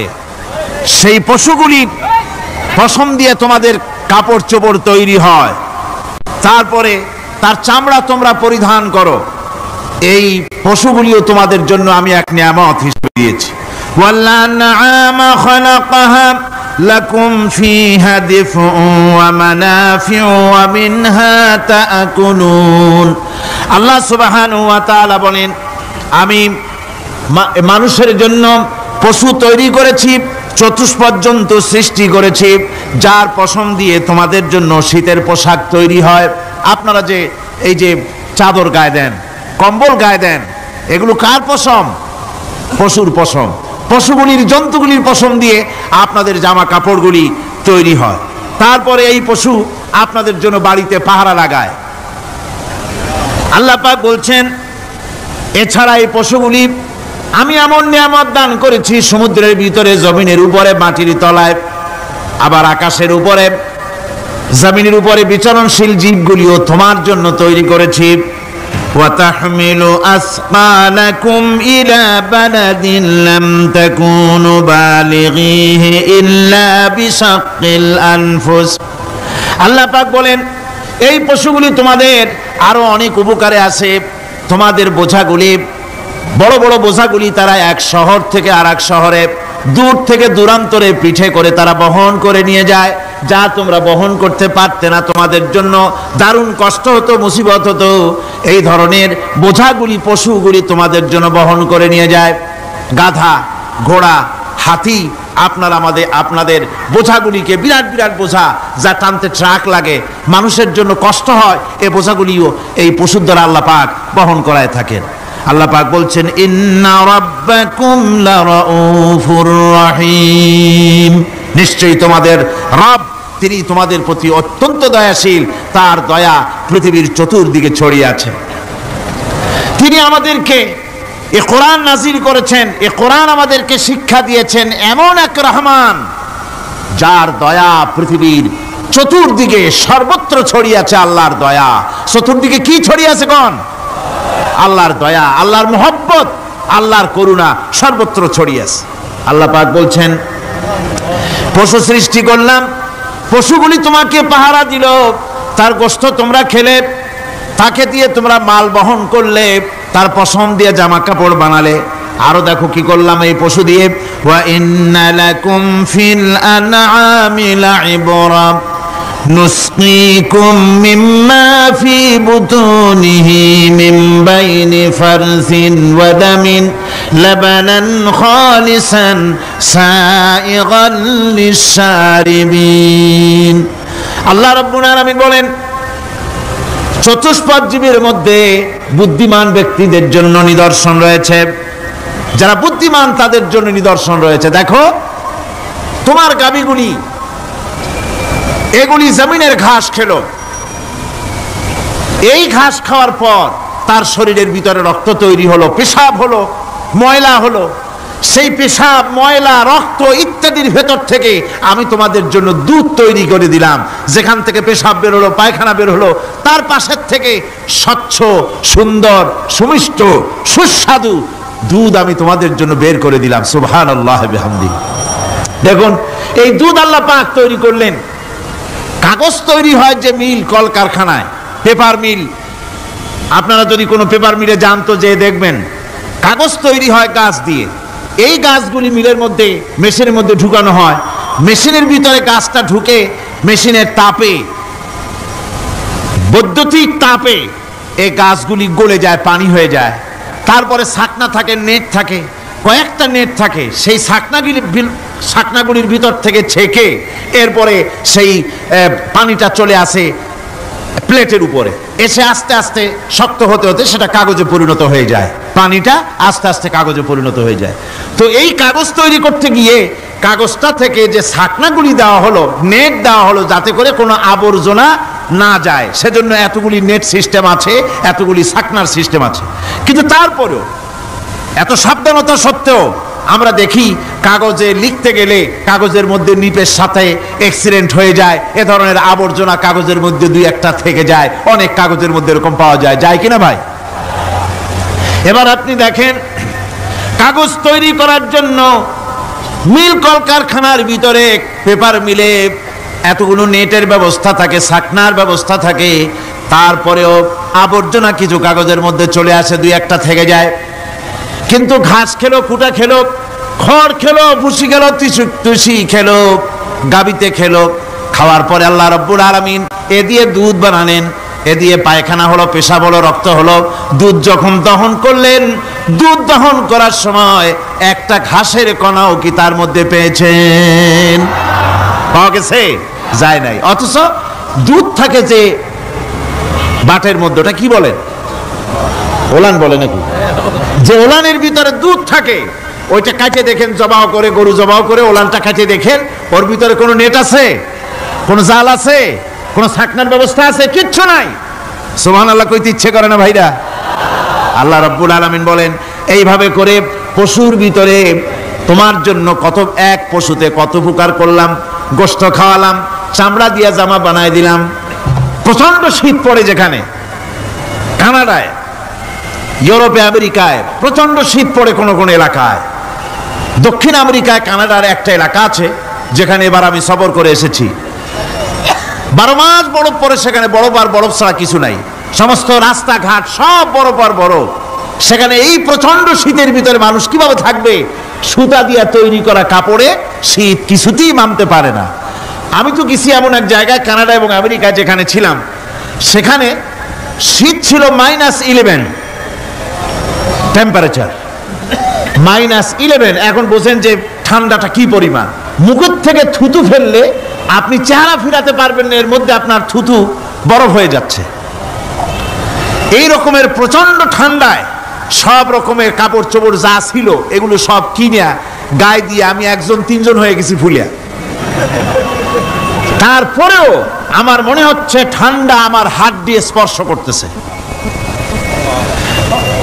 তাহলে বরফের দেশ যেটা, এস্কিমোরা যেখানে বাস করে, সেই মানুষগুলির অবস্থা কি? ওই এস্কিমোরা যেখানে বাস করবে, 12 মাস যেখানে বরফ পড়বে, ওই জায়গার মানুষগুলো কি করে কি গায়ে দিয়া বাঁচবে? এ পরিকল্পনা, এই চিন্তা দুনিয়ায় কেউ করে নাই, রহমান করেছেন। আল্লাহ রাব্বুল আলামিন পশু তৈরি করেছেন, পশুর গায়ে পশম দিয়েছেন, চামড়া দিয়েছেন। সেই জায়গার মানুষগুলি চামড়া দিয়া জামা তৈরি করে গায়ে লাগায়, শীত ঢোকে না। সুবহানাল্লাহ ওয়া বিহামদিহি। চামড়া দিয়ে জামা তৈরি হচ্ছে, কাপড় চোপড় তৈরি হচ্ছে। আল্লাহ বলেন এভাবে করে কত কিছু হলো। চামড়া দিয়া জামা বানাইলা, পশম দিয়ে শাল তৈরি করলে, কম্বল তৈরি করলে, গোশতগুলো পাইকারি করে খাইলে জম্মের খাওয়া। তারপরে হাড্ডিগুলি দিয়ে শার্ট তৈরি করলে। এই পশু তোমাকে পাহারা দিল বাড়িতে, কুত্তায় সারা রাত পাহারা দেয় তোমার বাড়িতে। কুত্তা আবার পুলিশেও চাকরি করে। ইংল্যান্ডে, লন্ডনে দেখেছি আপনার, সেখানে কুকুর, ওকে ট্রেনিং দেওয়া হয়, কুকুর পুলিশে চাকরি করে। কোনো পুলিশ আছে হাবিলদার, সাব ইন্সপেক্টর, তবে কুত্তা জানে না যে সাব ইন্সপেক্টর কিনা আসে। বিভিন্ন বিভাগ তাকে দেওয়া হয়েছে এবং তারা এত নির্ভরযোগ্য, শুধুমাত্র চোরের ছবি আর তার ব্যবহৃত জামা কাপড় একটুখানি নাকে শুকায় দেবে কুত্তাকে, পুলিশ আর যাওয়া লাগবে না। এই কুত্তা পুলিশই যথেষ্ট। খুঁজা চোর যদি একবার তার নজরে এসে যায়, আর ছাড়াছাড়ি নাই, তাকে হাজির করবে, পুলিশের সামনে এনে হাজির করবে। তো এই কুকুর বাড়িতে পাহারা দিচ্ছে আপনার জন্য, তারপরে পুলিশের দায়িত্ব পালন করতেছে। মানুষ মরে গেলে কোথায় মরেছে সেগুলি সন্ধান করে নিয়ে আসতেছে, মাইন কোথায় পোতা আছে তা খুঁজে নিয়ে আসতেছে। কত উপকার আল্লাহ পাক করছেন। আল্লাহ পাক বলছেন, দেখো বান্দা, তোমার জন্য এই ধরনের অসংখ্য নিয়ামত আমি দান করেছি। আর এই নিয়ামতগুলি কার থেকে আসছে? যত নিয়ামত বান্দা তোমার জন্য তুমি পেয়েছো, সমস্ত নিয়ামত আমি আল্লাহ রাব্বুল আলামিনের পক্ষ থেকে এসেছে। সব নিয়ামত কে দিয়েছেন? জোরে বলেন, কে দিলেন? আল্লাহ পাক দিলেন। আল্লাহ পাক বলেন, এইভাবে করে আমি আমার নিয়ামত দিয়া, রহমত দিয়ে তোমাকে আমি সৃষ্টি করেছি, তোমাকে লালন পালন করতেছি। ربنا ظلمنا أنفسنا وإن لم تغفر لنا وترحمنا لنكونن من الخاسرين ربنا لا تزغ قلوبنا بعد إذ هديتنا وهب لنا من لدنك رحمة إنك أنت الوهاب ربنا العالمين হাজার হাজার মুসলমান নরনারী দীর্ঘক্ষণ ধরে তোমার কোরআনের কথা শুনেছি, মেহেরবানি করে সওয়াবটুকু রাসূল করিম সাল্লাল্লাহু আলাইহি সাল্লামের রূহ মুবারকে পৌঁছে দাও। तमाम পৃথিবীর মাটির নিচে যত মুমিন মুমিনাত শুয়ে আছে, আল্লাহ তুমি মেহেরবানি করে কবরগুলিকে জান্নাতের টুকরায় পরিণত করে দাও। আমাদের মা বাপ যাদের দুনিয়া থেকে বিদায় হয়ে গেছে, আল্লাহ দয়া করে তাদেরকে জান্নাতবাসী করে নিও। রব্বির হামহুমা কামা রব্বায়ানি সগীরা রব্বির হামহুমা কামা রব্বায়ানি সগীরা। হে আল্লাহ তাআলা, এই মাহফিলের আয়োজন যারা করেছেন, ইসলামী সমাজ কল্যাণ পরিষদকে তুমি মঞ্জুর করে নিও আল্লাহ রাব্বুল আলামিন। तमाम পৃথিবীর বুকে মুসলমানেরা যত জায়গায় বিপদে আছে, মুসিবতে আছে, আল্লাহ তুমি দয়া করে মেহেরবানি করে বিপদগ্রস্ত মুসলমানদের হামি ও নাসির হয়ে যাও রব্বুল আলামিন। এই মাহফিল আরো 3 দিন এখানে হবে বলে আমাদের প্রোগ্রাম রয়েছে। আল্লাহ বাকি 3 দিন তোমার কুদরতি নিজাম দিয়ে তুমি এটাকে পরিচালিত করে দিও আল্লাহ রব্বুল আলামিন। এই মাহফিল যারা আয়োজন করেছেন, এবছর দারুণভাবে ঋণগ্রস্ত হয়ে তারা এই মাহফিলের ব্যবস্থা করেছেন, আল্লাহ তুমি দয়া করে তাদের ঋণ পরিশোধ করার মতো তৌফিক দিয়ে দিও। তোমার বান্দাদের দিল তাদের দিকে মাইল করে দিও রব্বুল আলামিন। এই মাহফিলের যিনি মুরব্বী হযরত মাওলানা শামসুদ্দিন সাহেবের জন্য গতকাল দোয়া করেছি, আজও করছি, গত বছরও করেছি। তোমার কাছে আমরা কাঁদতেই থাকবো, দোয়া করতেই থাকবো, যেহেতু তোমার দরজা ছাড়া আর বান্দার কোনো দরওয়াজা নাই। রব্বুল আলামিন তুমি মেহেরবানি করে আমাদের এই ভাইকে দয়া করে চক্ষুষ্মান করে দাও, তার দৃষ্টি শক্তি দয়া করে তুমি ফিরিয়ে দাও। রব্বুল আলামিন তুমি তোমার বান্দাদের দোয়া তোমার দরবারে মঞ্জুর করে নাও। মা বোনেরা কষ্ট করে প্রতিদিন আসেন, আয় আল্লাহ মা বোনদেরকেও হেদায়েত নসিব করে দাও, মা বোনদের যাতায়াত আসান করে দাও, আর তাদেরকে তোমার দিন বুঝে দিনের রাস্তায় চলার তৌফিক দিয়ে দিও। রব্বানা তাকাব্বাল মিন্না ইন্নাকা আনতাস সামিউল আলিম ওয়া তুব আলাইনা ইন্নাকা আনতাত তাওয়াবুর রহিম। সুবহান রাব্বিকা রাব্বিল ইজ্জাতি আম্মা ইয়াসিফুন ওয়া সালামুন আলাল মুরসালিন আলহামদুলিল্লাহি রাব্বিল আলামিন। বিহাক্কি লা ইলাহা ইল্লাল্লাহু মুহাম্মাদুর রাসূলুল্লাহ। আসসালামু আলাইকুম ওয়া রাহমাতুল্লাহ।